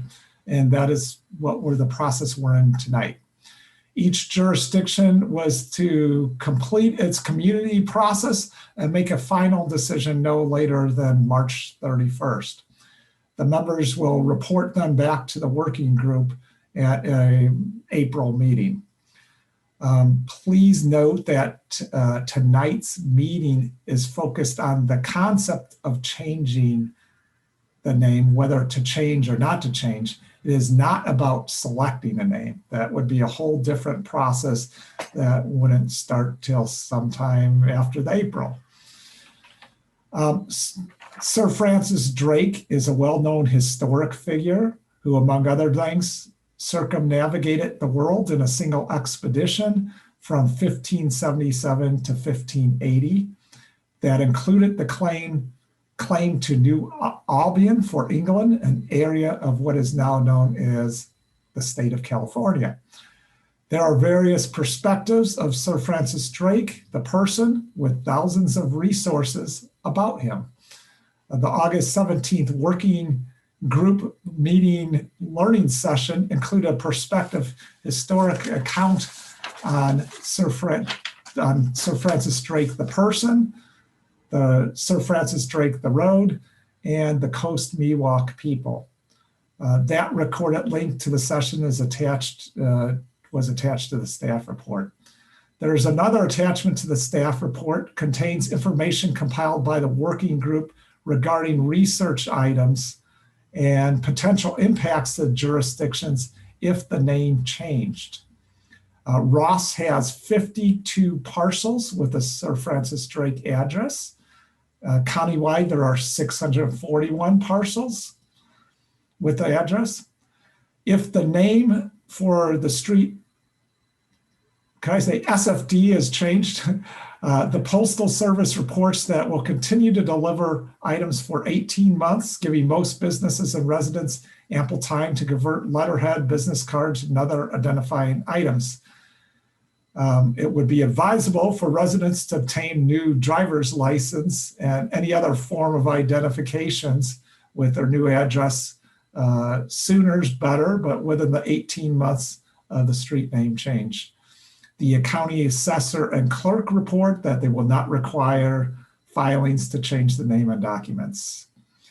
If the street name is changed, the cost to the town, Ross, of changing street signs is under $1,000. There would be staff time related to updating documents that need to be updated that contain the town of Ross physical address versus just the town post office box number. The town received emails and letters from the last count I had, and there were a few that came in, was I think 27 different people. All of them, all 27, have stated they are opposed to changing the name for Sir Francis Drake Boulevard, including 8 people who live on Sir Francis Drake Boulevard.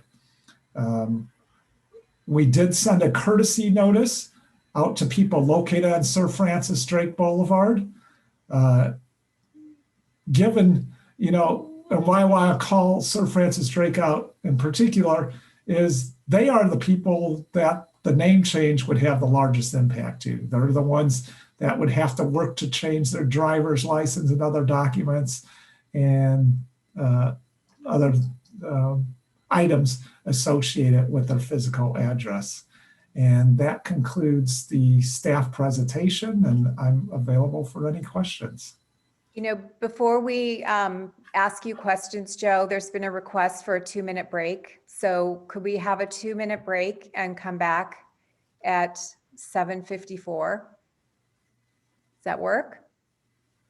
Thank you. All right, thank you for taking a break. I think what I'd like to do is if anyone has any specific questions for Joe based on the staff report, we'll do that. And then we'll take public comment and then we'll bring it back for discussion. Each. Joe, am I correct that this commission does not decide what the name of the street is in Ross? We decide what the name of the street in Ross is going to be. Correct. All 5 jurisdictions are independent of, have the say within their jurisdiction of what the name is to be. Well, Bill? just a procedural question. What exactly are we requested to report back by the end of March? I mean, yes, we are binding ourselves to that, or yes, we're open to it, or yes, well, we're open to it, but we want to know what the name is first before we say absolutely. I'm a little unclear on procedurally what it is that the town is being asked to do, or council is being asked to do on behalf of the town. Do either of the working committee members want to respond to that? I can respond to that. It's my understanding that we are supposed to let the rest of the committee know by March 31st whether or not we want to change the street name. Elizabeth Breckus wants to elaborate. Well, I think I certainly got the impression that there is a preference for everybody to try and come up with one name so that we don't have a street that goes from one name to another.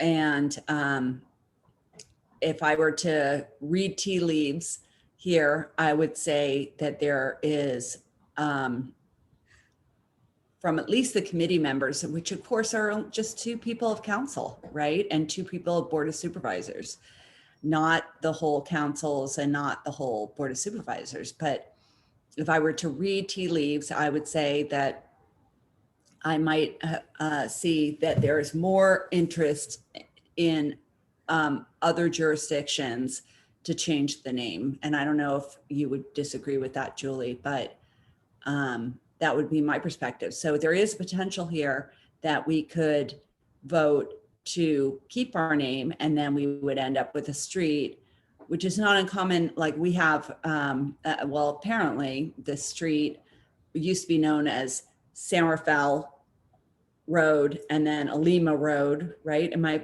saying that correct? And then of course in Ross, we have the road alongside Ross Commons. It goes from Ross Common Road to Poplar to Kent. And I know we've heard, I think we were all in council, but maybe I'm wrong, from people who said that's kind of a tricky situation for a street that goes for like less than a mile or maybe a mile to have 3 different names. So again, that is one thing I would just add to the staff report. Yeah, I think, you know, the people on the committee were probably the people most interested in changing the name. So I'm not sure that we were getting a fair representation of what each council is thinking. It kind of remains to be seen how these conversations go. I think Katie Rice would really like to have one long name be the same name. But, you know, it's really up to our jurisdiction to name the street. So, Beach. What's this committee going to do with the information?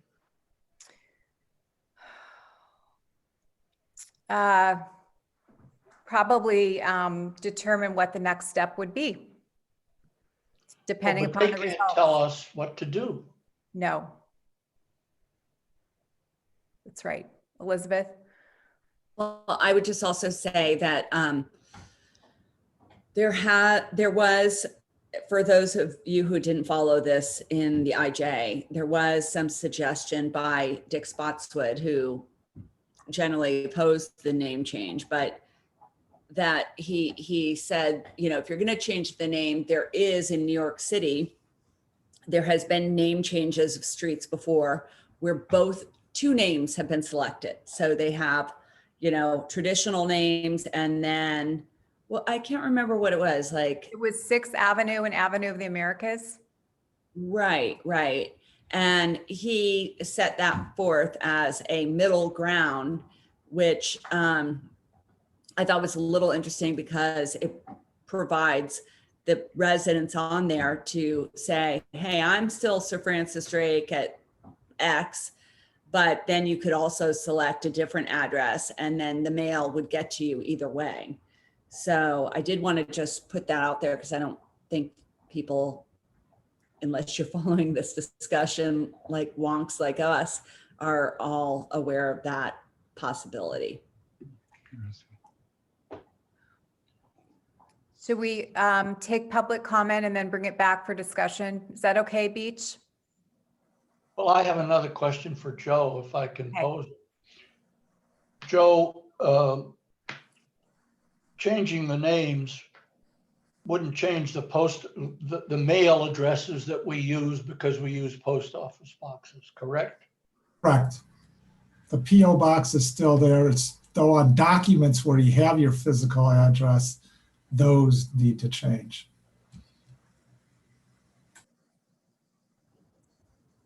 Elizabeth Breckus? Well, I just want to make the comment that for those of us in the Winship Park area, we have San Anselmo delivering mail into Ross. So for example, I have a PO box that I use for Ross. I don't check it as much. And I also use 72 Sir Francis Drake, San Anselmo, and then San Anselmo delivers my mail. My parents are in Winship. They use their address and they use that address as and they write San Anselmo. So for those of us who are on Sir Francis Drake, as I am, some people do use that and would have that, you know, that would be an impact if you changed it without keeping it as 2 streets potentially. Okay. Let's do public comment. Okay, I'll bring the first one in. Paula and John. Go ahead.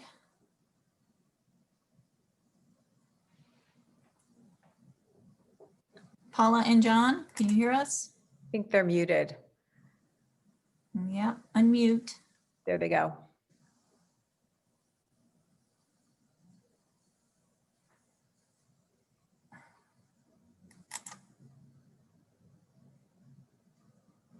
Hello. So they're still muted. There they go. I'm sorry, I hit that by accident. We do not have a comment. We've submitted our comment by email. Okay, Thank you. all right. Thank you. Okay, then I'm going to bring in Steve Dodge.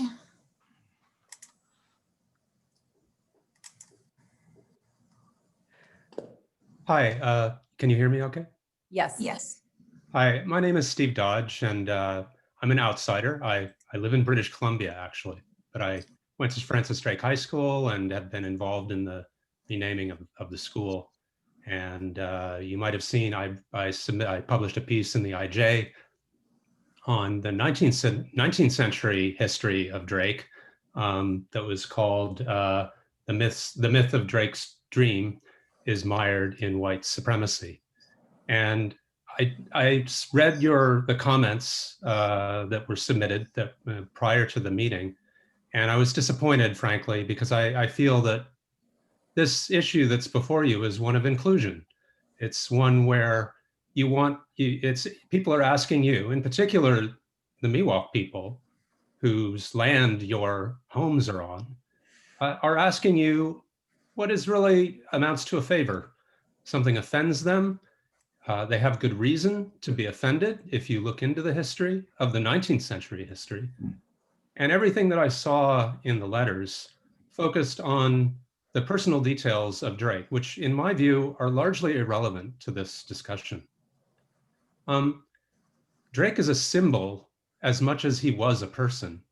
And as a symbol, he is a symbol of white supremacy. If you look at the stories and the literature of the 19th century, he was elevated as an anti-Catholic avatar at a time when anti-Catholicism was very, very prominent. I've been surprised to see the number of Italians that are angry about renaming Sir Francis Drake High School because they went there, even though Sir Francis Drake himself was, used as a symbol against them at a time when they were less privileged than they are today. And now I think it's, there's something that's very simple that you can do. It will cost you less than $1,000. It will be an inconvenience to some of you who have to change some stationery or driver's license addresses. And I was frankly a bit shocked at the lack of generosity that I saw in many of these letters. And I was also sort of surprised to see that you had a graduate student from Yale writing in who studies Renaissance history. And he made the flat statement that Drake cannot in any historically accurate sense be considered a figure of white supremacy. And I just want to point out that he is at odds with Richard White, who is an emeritus professor at Stanford, who is also a MacArthur Fellow and a former president of the, I think it was the American Association or the Association of American Historians. So if you look into it, as I have, I'm not a historian, I'm a physicist, but if you look into it, there's very good evidence, I think, for this thesis that he is a symbol of white supremacy. And I'll just finish with the American Historical Association statement on Confederate monuments, where they say, to remove a monument or to change the name of a school or a street is not to erase history, but rather to alter or call attention to a previous interpretation of history. A monument is not history itself. So I hope that you won't stand in the way of the wishes of, even if your constituents don't want it. I understand the position you're in, but I hope that you won't take a vote that would stand in the way of other people trying to make what in the end I think is a moral decision. Thank you, Steve. Thank you. Linda, anybody else? Yes, I'm bringing in Francis Parnell.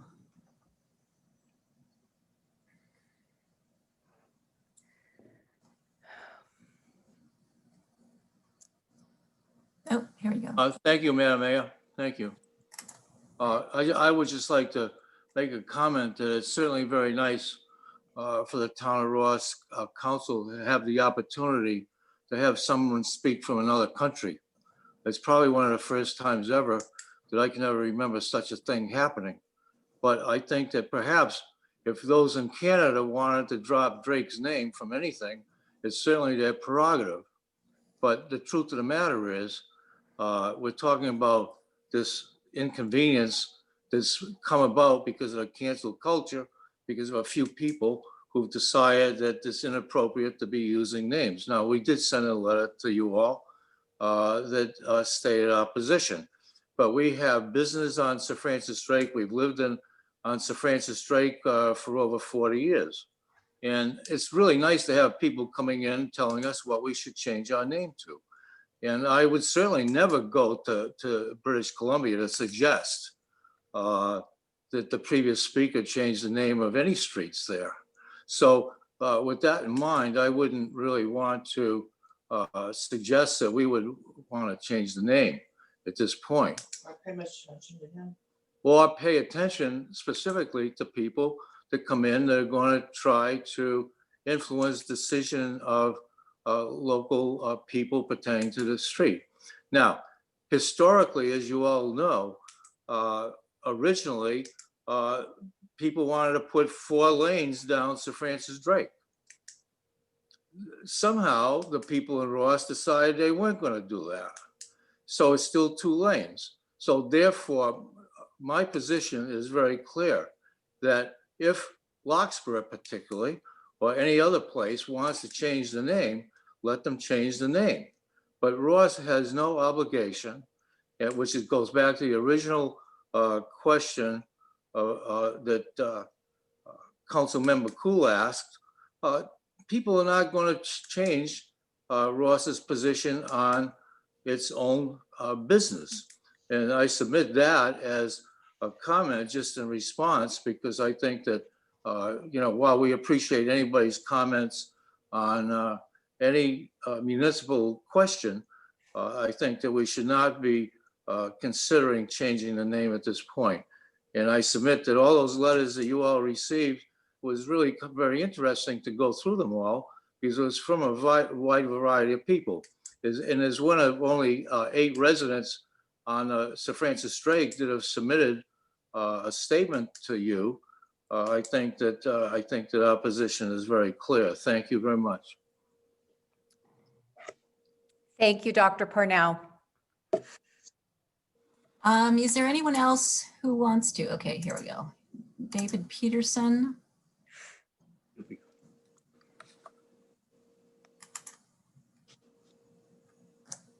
Go ahead, David.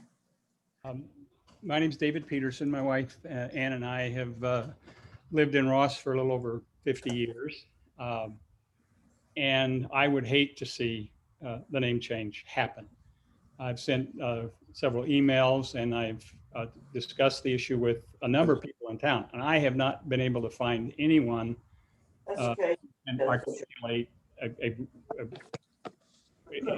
favor of making such a change. They all, a good portion of them didn't even know it was coming up, but once they learned what it was, they all said they would absolutely not be in favor of it. I think it's indicative of the input you've gotten. The speaker, we referred to the guy from Canada. Obviously, he was originally from here, so that's why he might have some legitimate opinions about continuing the name of Drake. But I think his response that you as a council have an obligation to do whatever he believes is the morally right thing to do. You have an obligation to represent your constituents, and your constituents don't want to change the name. It's pretty obvious. I think an attempt by a small minority of people that want to erase history or change things, by having his name there, it presents an opportunity for people to discuss the issues in his life and how it can be interpreted in different ways. He was a great military leader, he was a great navigator, and he was a great pirate on behalf of the British government when they were at war with Spain. So it brings something up. I would like to see the council spend some time, get some input from the community, and come up with some sort of a charitable contribution or recommended that our people contribute to some activities in the county that would potentially have some real effect on social justice and racial equality, like helping with the drug diversion programs, youth court situations. Julie, you worked on something, I've forgotten what it was, but those kinds of things can actually make a difference.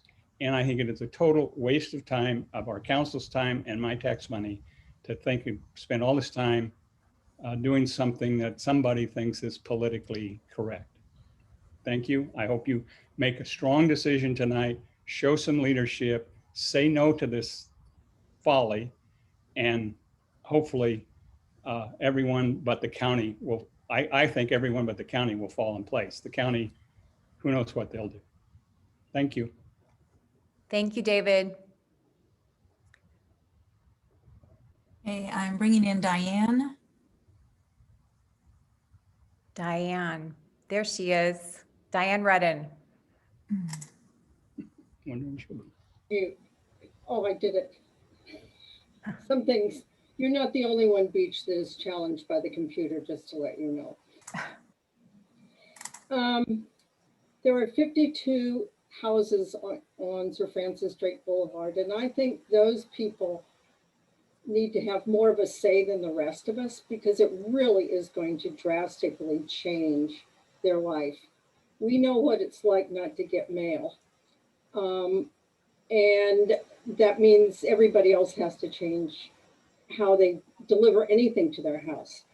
But what I feel is that this is keeping Sir Francis Drake and having the community, because of the pediatric person I am, to provide education to children, to people, to everybody in the county, to let them know what the history of Marin is, would be a better use of any money that was used for this. And to say it's only going to cost $1,000 to change the name, it's only going to cost $1,000 for the town to change signs. That is not any way or shape an indication of what it's going to truly cost. And the only name I came up with was because I don't think that would offend anybody. It probably does, but that was my only thing, was calling it the road. But I would really like to keep Sir Francis Drake and to talk to people about who he was, the relationship with the Miwoks and everything else. So. Thank you, Diane. Sorry. Is there anyone else out there that wants to speak on this issue? If so, please raise your hand right now.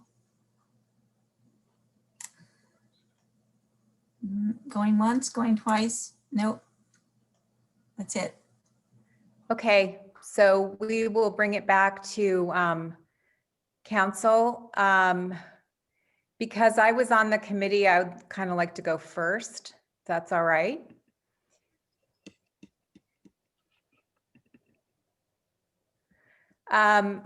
You know, this is a delicate issue, and I just want to say, first and foremost, regardless of how this issue turns out, I want everyone to know that the town of Ross condemns racial injustice and supports the Black members of our community and our country.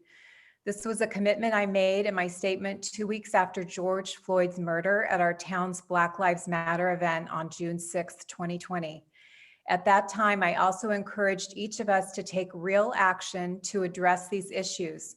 And I offered suggestions such as volunteering our time, supporting Black businesses, offering our services, and donating to causes that support minorities. In the wake of George Floyd's unjust murder and around that time, one of the expressions in Marin for social justice became an effort to remove the street name Sir Francis Drake. At that time, there was a theory circulating that Sir Francis Drake was, quote, a slave trader and enslaved people, close quote, and thus a symbol of white supremacy. SFD became a rallying cry for those in and beyond Marin seeking social justice. A petition was circulated based on this theory, and I've read the petition, and that theory is embedded in it, to remove the street name Sir Francis Drake. In response, that's when our county ad hoc committee was formed to explore this issue. While I support efforts for social justice, to me, eliminating Sir Francis Drake rests on a limited understanding of history. And so we should turn to the experts familiar with these issues to provide as much historical context as possible about the circumstances of the life of Sir Francis Drake, as well as the naming of the road. Sir Francis Drake lived during the 1500s, 500 years ago, and was the first person to circumnavigate the globe. During our learning session in August, panelist Jordan Leeser, an assistant professor of history at Dominican College, strongly recommended that everyone read an article by Dr. John Sugden. Dr. Sugden graduated from 3 British universities and holds higher degrees in modern history and social sciences. He wrote a book on Sir Francis Drake in 1991. Dr. Sugden acknowledged that Sir Francis Drake, as a young man in his early 20s, had served on 2 slave ship voyages captained by his cousin, John Hawkins, in 1566 and 1567. However, Dr. Sugden observed that Sir Francis Drake changed from those early years. Quote, "Where possible, Drake followed a policy of leniency and friendship, exemplified perhaps in his relations with Native American peoples. According to Dr. Sugden, Sir Francis Drake liberated slaves and welcomed runaways. Quote, today there are those who seize upon Drake's early service on slave trips to damn him as a white supremacist, but his record with Black and Native American peoples is unusual. Much of what he said and did about tolerance, respect, and affection for colored race seems remarkably modern. Dr. Sugden believes that SFD was the nearest the Elizabethans got to a significant champion of these people, and the nearest they got to an abolitionist in his attempts to liberate and sometimes repatriate slaves who came within his power. Dr. Sugden's conclusion was, quote, Sir Francis Drake stood up for Black Africans and Native Americans, close quote. Earlier this week, we received a detailed letter from Colin Hoke, a historian working on his PhD at Yale in Renaissance studies covering the period when Sir Francis Drake lived. Hoke concluded that despite Sir Francis Drake's intermittent and secondary role in the slave trade, Drake's primary legacy remains that of an explorer, navigator, and military leader worthy of local commemoration. Hoke states, Drake was not an instigator or leader of expeditions whose sole function was the slave trade.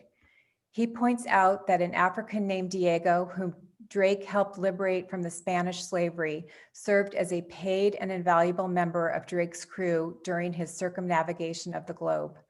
Hoke concludes that unlike Confederate leaders whose statues have recently come down across America, Drake cannot in any historically accurate sense be considered a figure of white supremacy. Further, when we take a look at when in 1929 to 1931, the road was renamed Sir Francis Drake, as we learned by remarks from panelist Dewey Livingston in August, it was not done with an intent to oppress anyone. Rather, it was to drum up excitement about West Marin, where the first European discovered California by landing in Marin County in 1579, with a hope to drive commerce on the newly paved road to West Marin. To me, removing Sir Francis Drake would not be a meaningful gesture and would not accomplish any real change. When people think of Sir Francis Drake, they think of an English explorer who was the first to circumnavigate the globe. His name does not bring up an association with oppression or injustice in the way a Confederate general such as Robert E. Lee or Jefferson Davis would. When I asked how I could better understand how removal of a symbol would begin to help address systemic racism, members of the ad hoc committee recommended that I read the book In the Shadow of Statues by Mitch Landrieu, who was the former mayor of New Orleans. The book outlines why it was essential and just to remove statues of Confederate figures erected during the Jim Crow era with the intent to oppress Blacks. It does not apply to our situation here. As Diane Rudden mentioned, removing the name would also eliminate an opportunity to teach and learn about this time period. Just as we recognized last summer, we should now be focused on substantive issues where we can really make a difference: education, housing, healthcare, wealth inequality. Further, by removing the name Sir Francis Drake, what kind of precedent would we be setting? Are we going to permanently eliminate figures who may have made a mistake early in their life, but then redeemed themselves later? Should we be using today's standards to judge historical figures who accomplished monumental things, but were also flawed and imperfect? For example, should we also eliminate Washington and Jefferson? What about the Spanish names in Marin? What about Fairfax, Kentfield, Muir Woods, and Muir Beach? We have a groundswell of community support to retain the name. We received more than 40 emails over the summer from residents who supported keeping Sir Francis Drake, with only a handful who wanted to change the name. This week, we received 26 emails urging us to keep the name. We did not receive any emails supporting a change. The 26 emails include 8 residents who live on or own businesses on Sir Francis Drake who are extremely upset and concerned about how such a change would adversely affect them and the hardships it would create for them. In conclusion, I support real action to address racial injustice. Our town supports racial injustice and Black Lives Matter. Changing the name of Sir Francis Drake Boulevard is based on a limited understanding and actually a misunderstanding of history. The road is not a symbol of systemic racism, and changing the name does not advance social justice issues. So it's my view that we should reject this proposal. Our efforts are much better directed towards items that can produce real social change. I'm sorry that was long, but Elizabeth and I have spent a ton of time on this committee.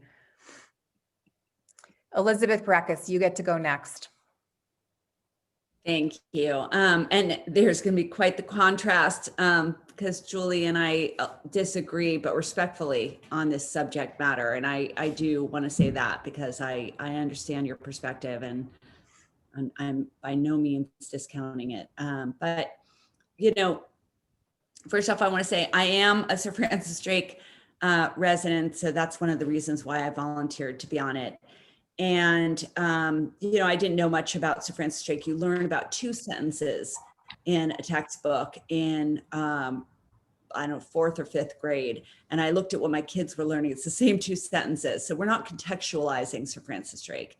I found the process of being on the committee and talking about the history of it really dissatisfying because there were some people that really glorified Sir Francis Drake. And then if you Google Smithsonian and Sir Francis Drake, you'll find that rather than him being a witness or a secondary slave run that he did, it really talks about him doing, you know, a run to Colombia where he grabbed 800 enslaved people, including enslaved Africans and enslaved Native Americans. And where those people went is one of the most interesting untold stories of Sir Francis Drake, not just by this author, by many, where they're not sure, because he did lose a ship at sea, whether he lost that ship of 800 African and Native Americans, you know, at sea, they died. Did he drop them in other places he stopped? Did he bring them to Jamestown before we are aware of enslaved people being brought? Unknown.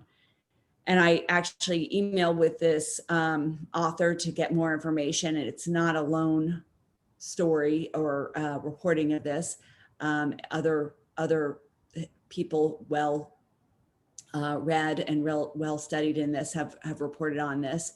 And then there's, you know, that's just so contrasted with, you know, other people that talk about him just being, quote, a witness or doing a early slave run. And I mean, I think you could disagree. Okay, well, we put these people in history and we, you know, I don't know what to answer about that. I looked at it that way. That was one way I looked at it. But another way I looked at it is he was here for, at best, according to some accounts, 37 days. I would say that there's some really good musicians that have more than 37 days in Marin County that we all have more of a connection to in today. And I'm just wondering, you know, we rename stadiums, we rename other things. Do we have to be so attached? You know, I also thought about, and this was pointed out to the group, that in New York, there's all these wonderful Native American names that celebrate the Native American tradition there. And here in Marin, there's actually none.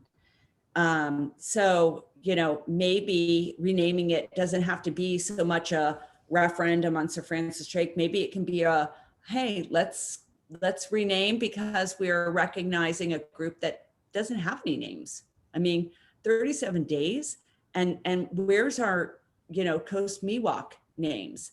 I, you know, could totally support renaming Sir Francis Drake. And, you know, I might lose $50 on the letterhead that I have relating to my address. It might be a pain. I was somewhat interested in Dick Spotswood's comment about, hey, could you have two names and then the post office has to serve both ones? I thought that was maybe a nice middle ground. But, you know, I know people feel differently. And I also saw a bunch of community people saying, hey, you know, don't change the name. You know, unlike where there's a tax and everyone in the community has to pay it, I continue to believe that, you know, we get elected council and there's a bunch of people asleep home in their bed, hoping that we'll do the right thing.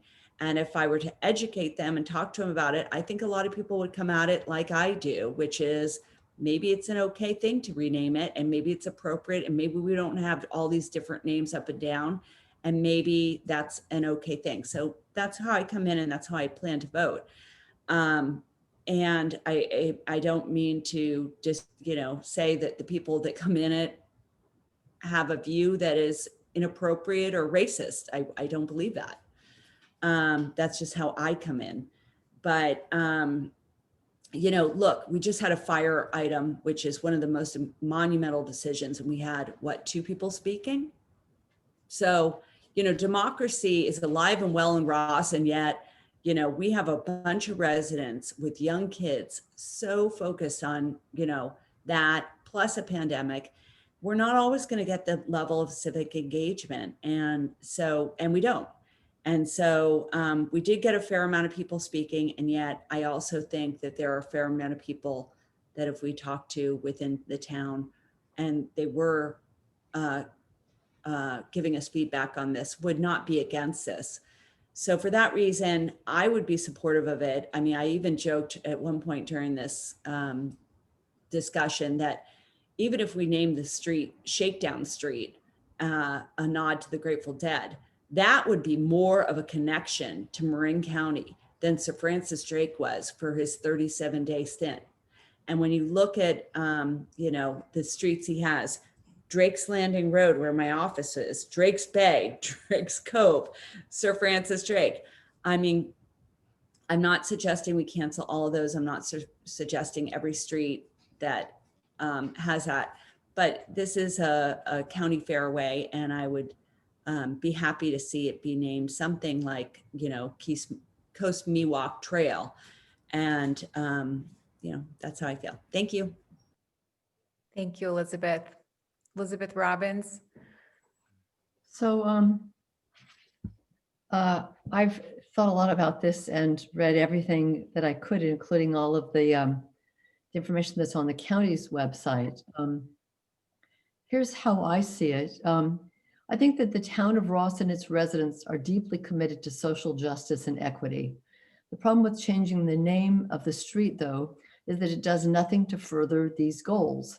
It does nothing to reduce discrimination and bias. It does nothing to improve lives. Many residents wrote, and no one wrote in favor of this, many residents wrote that they understand why a community might rename a school that's named for a Confederate general, but Sir Francis Drake is far from a Confederate general. And overall, he contributed much to merit recognition. People who wrote pointed out that history should be taught and not erased, and that once name changing starts, there's no real stopping point.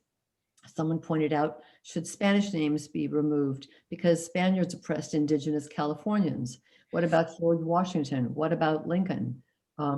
Somebody even suggested, what about men heroes, male heroes, because they have oppressed women for a long time. In San Francisco, the school board's considering removing the names of over 40 schools. Dianne Feinstein is one of the names they're thinking of removing. Many residents wrote that instead of changing street names, there should be a focus on actions that make a difference in people's lives, like educational support for children in the Canal and Marin City, most of whom test below grade level, a handicap that drastically limits their opportunities, or supporting the YMCA's programs, or helping with the food bank, or any of a number of opportunities to make a difference in people's lives. So there are innumerable ways that institutions and individuals can make a difference. And I think that the town of Ross and its residents are deeply committed to social equity and justice. But changing the street's name does nothing to advance social equity and justice. It does nothing to reduce discrimination and bias. It does nothing to improve lives. It's expensive, it's problematic for all of the residents and businesses on the street. And so for those reasons, I support retaining the name of Sir Francis Drake. Beach or Bill? Beach. I wrote about a page of notes this afternoon about things I wanted to say on this issue. Julie covered them all. I'm not going to waste our time. I adopt what Julie had to say, and I'm in favor of not changing the name. Thank you. Bill. Well, I've thought a lot about this issue. I've tried to see it from all sides. And I'm quite aware of the opposition in the community. I've read the emails, I've talked to people about it, and there is a lot of opposition. Much of the opposition has to do with the fact that the 50 or so people who live on Sir Francis Drake would be subjected to quite a hassle. I mean, it's not a minor thing to change an address. My wife and I moved to Ross 7 years ago. We're still dealing with this. People who still think we live on Bridgeport Road in Newport Coast. And we said, no, no, no, we told you 10 times, we moved. So it is a big hassle. And I think if I lived on Sir Francis Drake, I might be a little closer to Elizabeth Breckus and say, I know it's a hassle, but I'm kind of open to this. But I don't live on Sir Francis Drake, and I'm really reluctant to to make a decision for the people who do. I mean, they feel strongly about this for that reason, that it's a hassle. And it's not, by the way, it's not just about changing an address. You have global entry, you get to go to San Francisco International Airport, take some ID, make sure your appointment is there, because my wife and I went down there and they said our appointment was, we didn't have an appointment, but we did have an appointment. I mean, this is an example of things like California Real ID and so forth. People have pointed out that they have flood insurance, and how are they going to document the change there, or and so forth. I do think it is a hassle, and that is something that is we really ought to take into consideration. But there are some larger issues here, really, that are, I mean, it's really a discussion about community values. I do think that gestures can carry some symbolic meaning, sometimes some powerful symbolic meanings. If not, we wouldn't have renamed so many streets already, mostly in remembrance to people, but now there are changes relating to monuments and so forth that are very offensive. One theme I see running through the comments is, well, where does it stop? And some of this has already been mentioned tonight. People like Washington, who owned slaves, or Jefferson and so forth, major historical figures. And a friend of mine suggested a distinction that he makes that I thought was quite useful. He says, I just look at why somebody's remembered. Why is Robert E. Lee remembered? Well, he's remembered because of the Confederacy, because of an effort to preserve slavery and a rebellion against the Union. But that's not why Washington and Jefferson are remembered. And Sir Francis Drake, I think the name is truly offensive to people in Marin County. and to the Miwok. I'm convinced about that. But that's not a universally accepted viewpoint. And whether Drake really did the things that he's said to have done is also controversial. You know, we make a statement. Let's say we did say, okay, well, we should change the name because this is offensive to some people. The more controversial it is, the less power your change, you know, communicates. Really, you get lost in the details of, well, should we have done this or should we not done that? And you're really diluting the effect of it. So I guess you can tell I'm so conflicted on this. I'm not sure that removing the name is really going to have the effect that people think it will. I think it might actually, in some cases, be more problematic than not. There's one other thing here, though, that I would like to mention that has not been mentioned very often, which is the Miwok people. I mean, that name has come up. Steve Dodge mentioned that this is, Drake is viewed by the Miwok, or some of them, as a figure of white supremacy. That I wasn't aware of, but I do know that the Miwok would like to be heard. You know, they were here, they were indigenous people minding their own business. The English came, then the Spaniards came, then the successive groups came in, and basically they were marginalized. And I do think we ought to respect the history of the Miwok. I wish there was something we could do. I think some of the expectation is that if the name is changed, there might be some Miwok name that is proposed. And perhaps there is something we can do to recognize that. But I think the very least we can do is recognize their concern, even if we're ultimately not going to go for the name change. So those are my thoughts. But there's one other thing I want to mention, which is that while Ross is an independent community and we make our own decisions, we are a part of this Ross Valley area and part of the county. And I've been trying to get a handle on what the other jurisdictions might do. And to that end, I've actually gone back and listened to other council meetings that have considered this. And none of these other jurisdictions are making a decision at this time.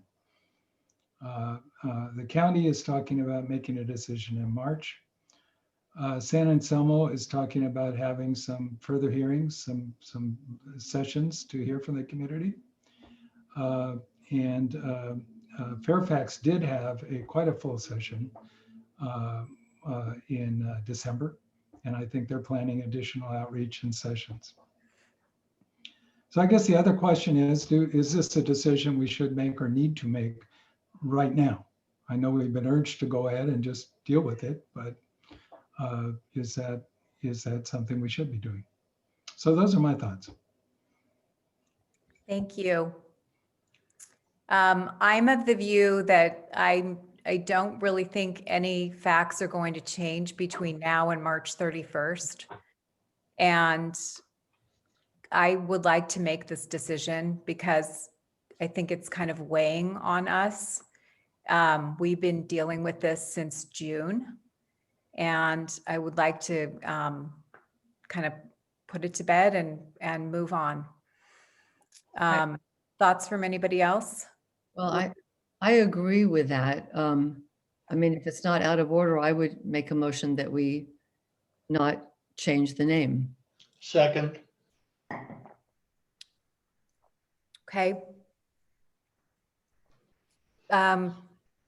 Linda, can you call the roll? Yes, let me take the vote. How do you vote, Councilmember Breckus?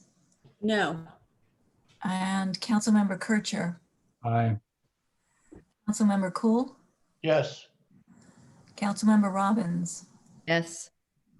And Mayor McMillan? Yes. So the motion passes with one opposed. Thank you, everyone, for your very thoughtful comments and care on this issue. The next item is 13. Town manager update and council discussion on town activities in response to COVID. Thank you, Mayor and council members. The update today is, and hearing from Dr. Willis at this afternoon, where we're at on the vaccinations are one of the big things of concern. There in Marin County, they found ways at the Marin Center that they're giving up to 1,200 shots a day, and they found a process that they could get up to 3,000 shots a day. What they're saying the issue within Marin County is not the ability to deliver the vaccination, it's that the supplies are too short. The expectation next week is that they're going to get 2,800 doses of vaccine. Obviously, they're saying they have the capacity to deliver up to 3,000, and plus, besides them, Kaiser and other centers also administer vaccines. So the county is desperately trying to get more vaccine available to deliver. And you got to remember, though, every person needs 2 doses. So when you see these numbers, you got to remember you need a second dose. And one of the issues before is, do you have to save the second dose for the person to come back, or can you use the supply as it comes in? And there was some, it sounds like governmental, not too clear on that. And at first, it's not like you had a reserve, and they're trying to change the ability so we could get more people vaccinated quicker. Right now, obviously, we're in the slice with the healthcare workers, the phase 1A and the skilled nursing facilities. It's opening up to different ages, but there's some issue in Marin whether you could do things differently. For example, there's been some talk at the state level we should open up the next tier to everybody 65 and over. There's some concern at the health department is there are so many people 65 or over in Marin case that would be a long time to vaccinate, and you're not then vaccinated the highest priority people, which are those 75 and over and people in essential service fields like food service workers, teachers, and others. So you have over 65,000 people in Marin County that are over age 60, and you have 30,000 essential service workers. So in effect, how do you give 100,000 doses?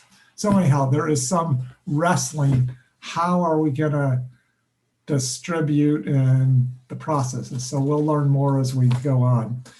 Related to the rate, a little encouraging news. Well, first, the bad news. Clearly, the holidays did what we were warning against and was kind of expected. Case rates obviously ramped up significantly throughout the country, throughout the state, throughout the Bay Area. He did mention the good news is it's starting to turn down some. And if that trend continues, the state process of this, in effect, like of the 5 regions of the state, 2 are in bad shape, the San Joaquin Valley in Southern California. 1, Northern California, obviously has been operational with a lot of ICU beds. Sacramento County, it sounds like today is coming out of the stay-at-home order because their ICU is projected in 4 weeks to be over 15%. And he said there's a chance the Bay Area, looking at the numbers in the near future, if things continue, it's based on the projection of 4 weeks later, the ICU might show we don't know, in the next week, 2 weeks, if things continue to be over 15%. And then we'd move to the purple tier and stuff like outdoor dining. would be available. So that is some of the news going on. On the town of Ross front, obviously we're keeping all our safety procedures, and Cal OSHA's come up with the new guidelines and on November 30th, and new information and questions and answers. So we're incorporating that into all of our practices and to continue to keep the workers here and anybody who visits town hall safe. So that's my update. Oh, and I do want to know, yeah, so that's, so if there's any questions, I may or may not be able to answer them though, but that's.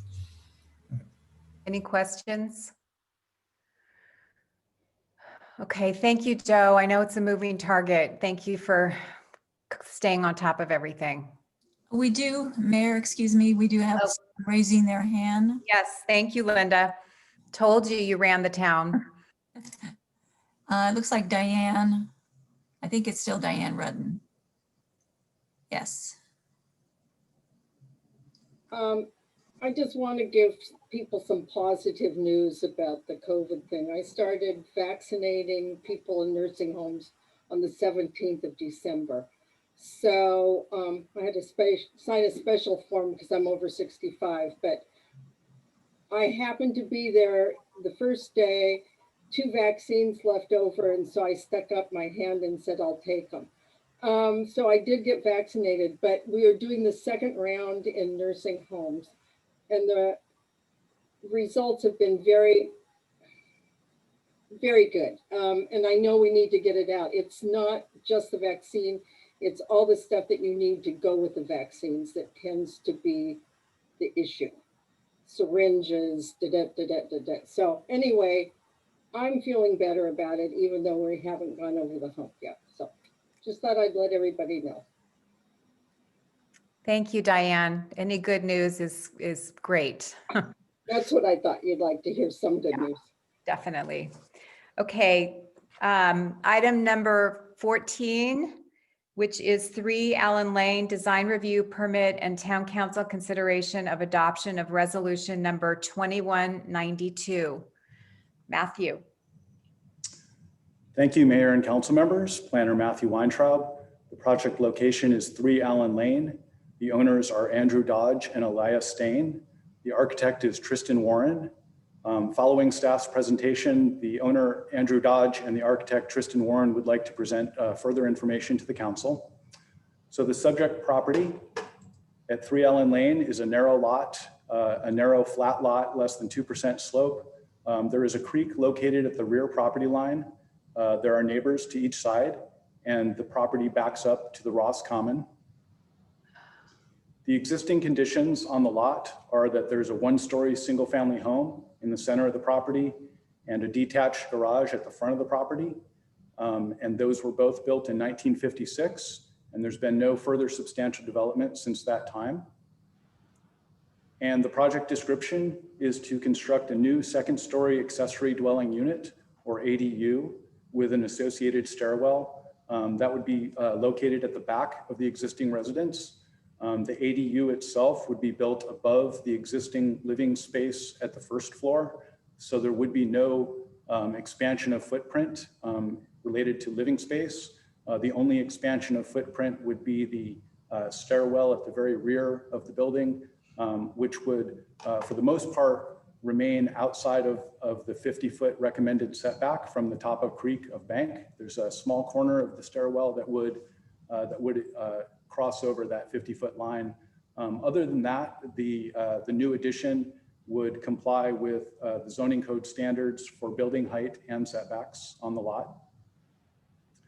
And now I'll take a sort of a tour around the house, looking at the renderings provided by the architect. And I believe Tristan will probably refer in more detail to these elevations. So this is from the front of the property on the east side, excuse me, the west side of the property, from the front, looking towards the back at the 2nd story, and we can see the 2nd story ADU that would be constructed here. And here we are on the east side of the property, again, looking from front to back at the project area. The first story block is already existing. This is part of the existing single family residence. So the new construction would be at the second story. Here's a view from the east side towards the back of the property. Again, noting that the entire first story section, with the exception of this stairwell, all of the remaining first story development is existing, and the second story addition is what is proposed along with the rear stairwell. This is a view from the west side, which would be from approximately from the property of 19 Allen Avenue, which is the property that is objecting to the project. So this is a relevant view. We can see locations of windows in relation to the property. Again, noting that the entire first story element is existing and the new construction is at the second story. And again, another view from the west side from the adjacent neighbor's property. Here are some colors and materials. The colors and materials would match the existing single family residence. Wood finish would be the predominant exterior material at the ADU, and it would be carried down to cover the rear portion of the existing single family residence. And so the advisory design review group has reviewed the project. On November 17th, the ADR group reviewed a previous design proposal, not the current design.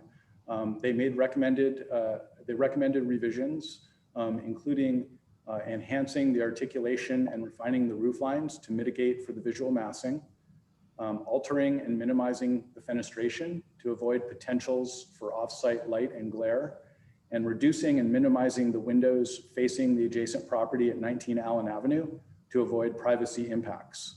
The applicant considered those comments and has actually revised the project per ADR group comments and resubmitted for review at the December 15th meeting of the ADR group. And at that meeting, the ADR group reviewed the revised project design and unanimously recommended design review approval. The ADR group noted that the revised roofline and facade articulation mitigated for the additional massing and resulted in a cohesive overall design. The ADR group also noticed that the reduced fenestration mitigated for potential privacy and light and glare impacts, specifically with respect to the adjacent property at 19 Allen Avenue.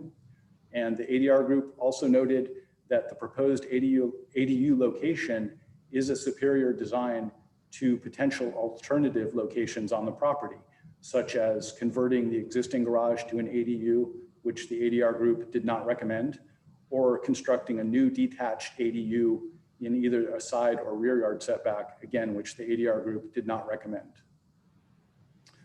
There were public comments received on the project. Objections to the project have been submitted by the owner of 19 Allen Avenue, which is the adjacent property. The owner is concerned about potential effects of the proposed project on views, privacy, and property valuation in relation to 19 Allen Avenue. There was a letter transmitted to the council members last evening, as that you should have in your files, as well as complete correspondence in the staff report. Commenters in support of the project are also listed here. And again, complete public comments are included in the staff report. Some key issues for the town council to consider one is privacy. Based on the ADR group's recommendation that the revised proposal did mitigate for privacy concerns, staff recommends that potential impacts have been mitigated by minimizing the windows at the two-story ADU facing the adjacent property at 19 Allen Avenue. This is the proposed elevation that would face 19 Allen Avenue. And we can see that at the second story, windows have been virtually eliminated with the exception of this vertical ribbon window at the front of the elevation. Another issue to consider is off-site illumination or glare. Again, based on the ADR group's finding that that the project would mitigate for off-site glare, staff recommends that the potential impacts have been mitigated by minimizing the fenestration at the addition at all elevations. And here we see the rear elevation with what was once substantial glazing has been reduced enormously. And again, at the east elevation, one would note that all of these existing first-story windows and doors are existing, but the new construction does have very limited fenestration.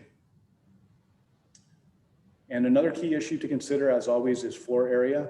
According to the code, up to 800 square feet of ADU floor area and up to 150 square feet of ingress egress is exempt from the maximum FAR and building coverage allowances. The proposed ADU would be 778 square feet, and the ADU rear stairwell for ingress egress would be 114 square feet. Those are both well below the thresholds, and so there would be no FAR increase for this property based on the project. The permits requested, just to summarize, would be an ADU permit exception to allow a newly constructed ADU above a first floor and to exceed 16 feet in height. That's the only exception that is required for this project. And design review is also required to do the addition, as well as to construct the very small corner of the stairwell within 25 feet of the creek. So staff's recommendation in summary is to adopt resolution number 2192, conditionally approving an ADU permit exception and design review permit, allowing the construction of a new 778 square foot second story ADU and associated 114 square foot stairwell to an existing one-story single family residence at 3 Allen Lane. That concludes my presentation. I'm available to answer questions. At this time, I will stop my screen share so that the full screen is available. And please let me know if you would like me to share any of those visuals again. Thank you, Matthew. Questions, anyone? I have a question, Matthew. I'm just wondering if there's any kind of landscape screening that can help screen the view of the second story from the next door neighbor that's been contemplated. There was some discussion at the ADR group of landscape screening and of existing screening. There is an existing 6 foot tall fence, as well as some existing landscape screening. There is no additional landscape screening proposed. The ADR group did not feel it was necessary. They didn't actually recommend any additional screening was necessary. I believe because of the existing landscaping that is there. That is always an option, is to include new landscaping. I would also note that there's a standard condition of approval that allows staff to require, based on input from neighbors, to allow or to require additional landscape screening for a period of time after the approval of the project. So if it were determined that there was a need for that additional landscape screening, staff could require that within 2 years of project approval. Okay. Any other questions? Maybe we could hear from the applicant and the owner, Andy. Okay, I will bring Andy Dodge in.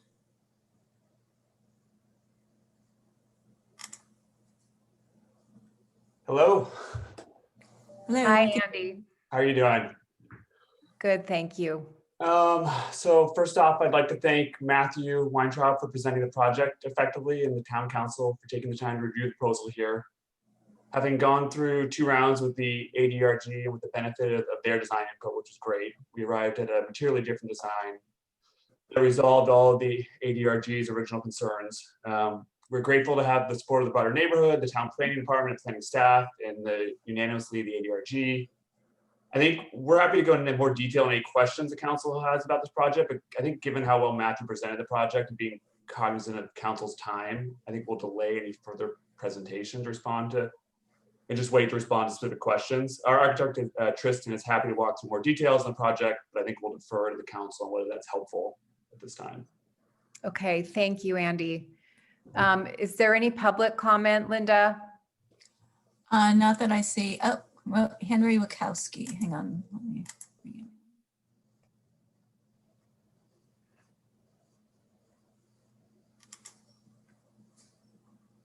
Go ahead, Henry. Okay, can you hear me? Yes. Okay, fine, thank you.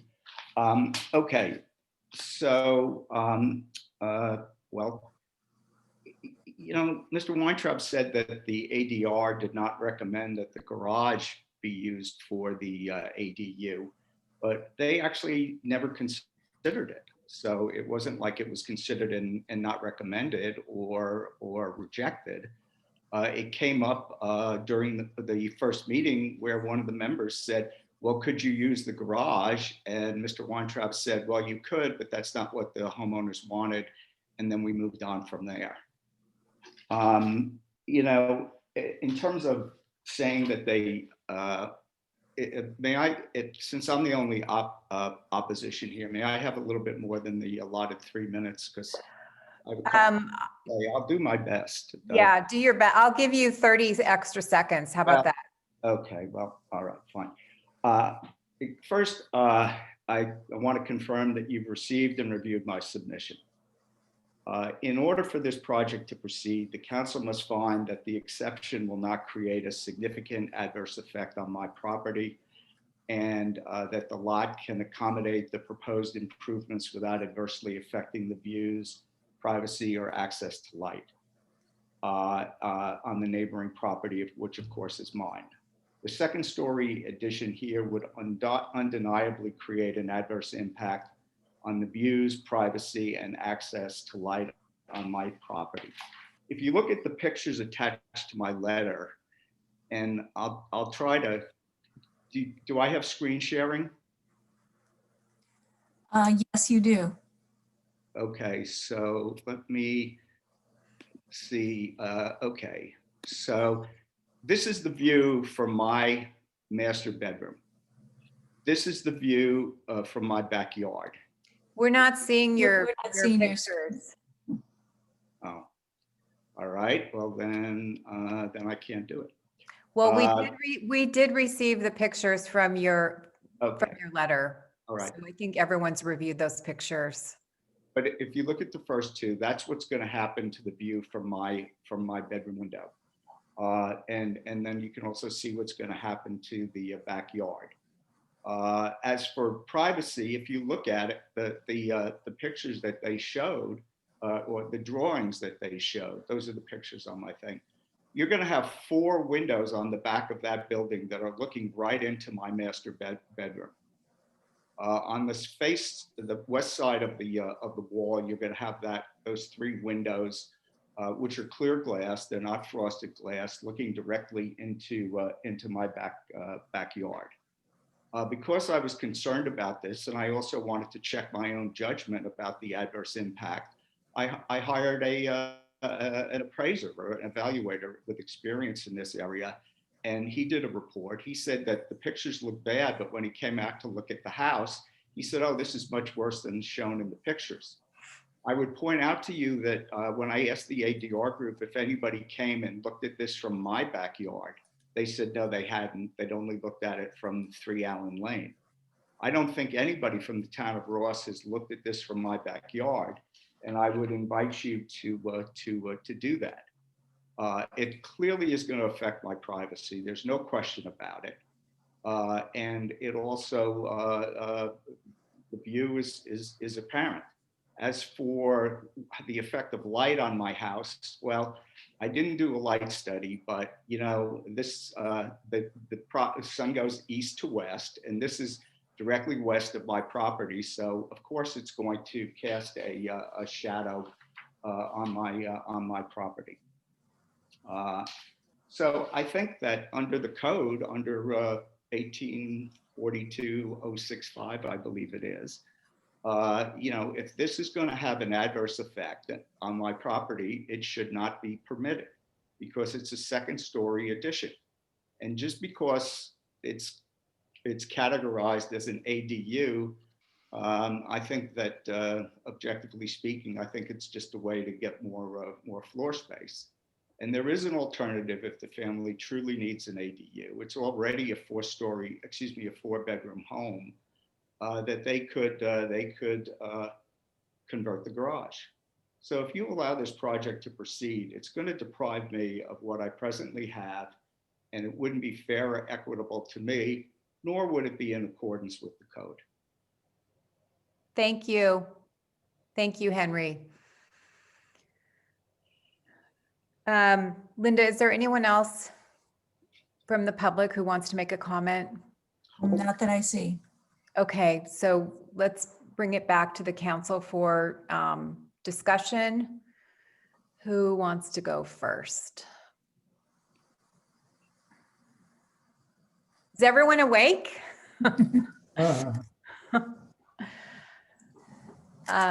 Elizabeth Breckus. I can go. I looked at the property and I did look at the photos of the neighboring property. It did look like they were going to see this project, and yet there did appear to be some distance from it. And it also looked like there was some room for landscaping to mitigate it. And it did look like this lot could potentially take on this extension and addition and not be too impacted. And so I felt like I could make the findings.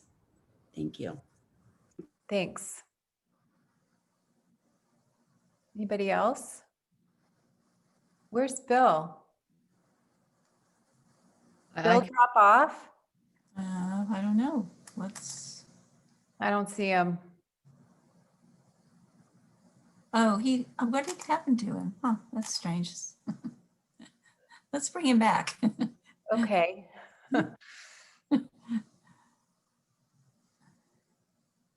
There he is. Oh, I saw his name. Now it's gone.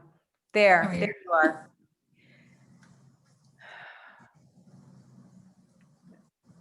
All right. Would anyone else like to make a comment on the council or have any questions for the applicant or the applicant's architect? I could make some comments, Julie.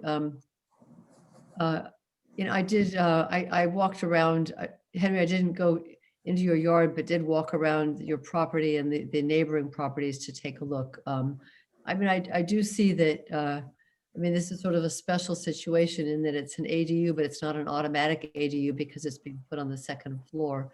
And I see that it is something that will be more visible, not more, that will be visible from your property.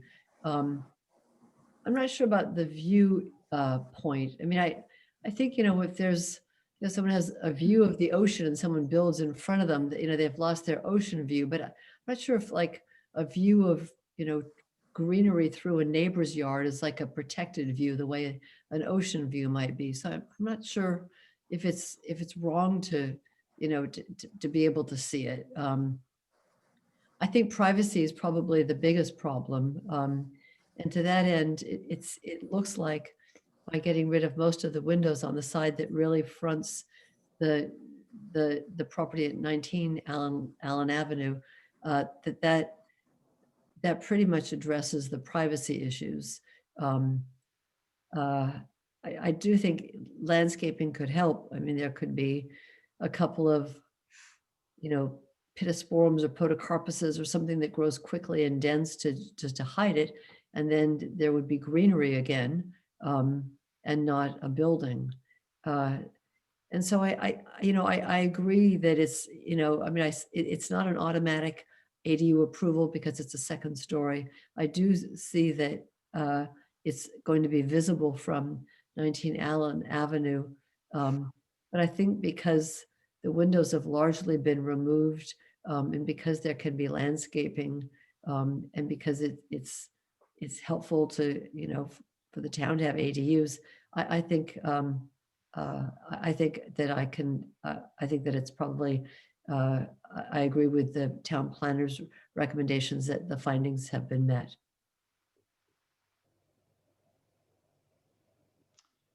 I would join with what Councilmember Robbins just said. I agree with her comments. Beach. I also agree with what Dr. Robbins has had to say. Yeah, I do too. I would like to see some landscaping to help with the privacy issue as a condition. we're happy to do the landscaping. Thank you. So however, we can facilitate that with the planning, whatever makes sense for Henry and with the planning, we're fine with the landscaping. So can we have a motion? I move we approve the project. Second. Okay, let's take the vote. How do you vote, Breckus?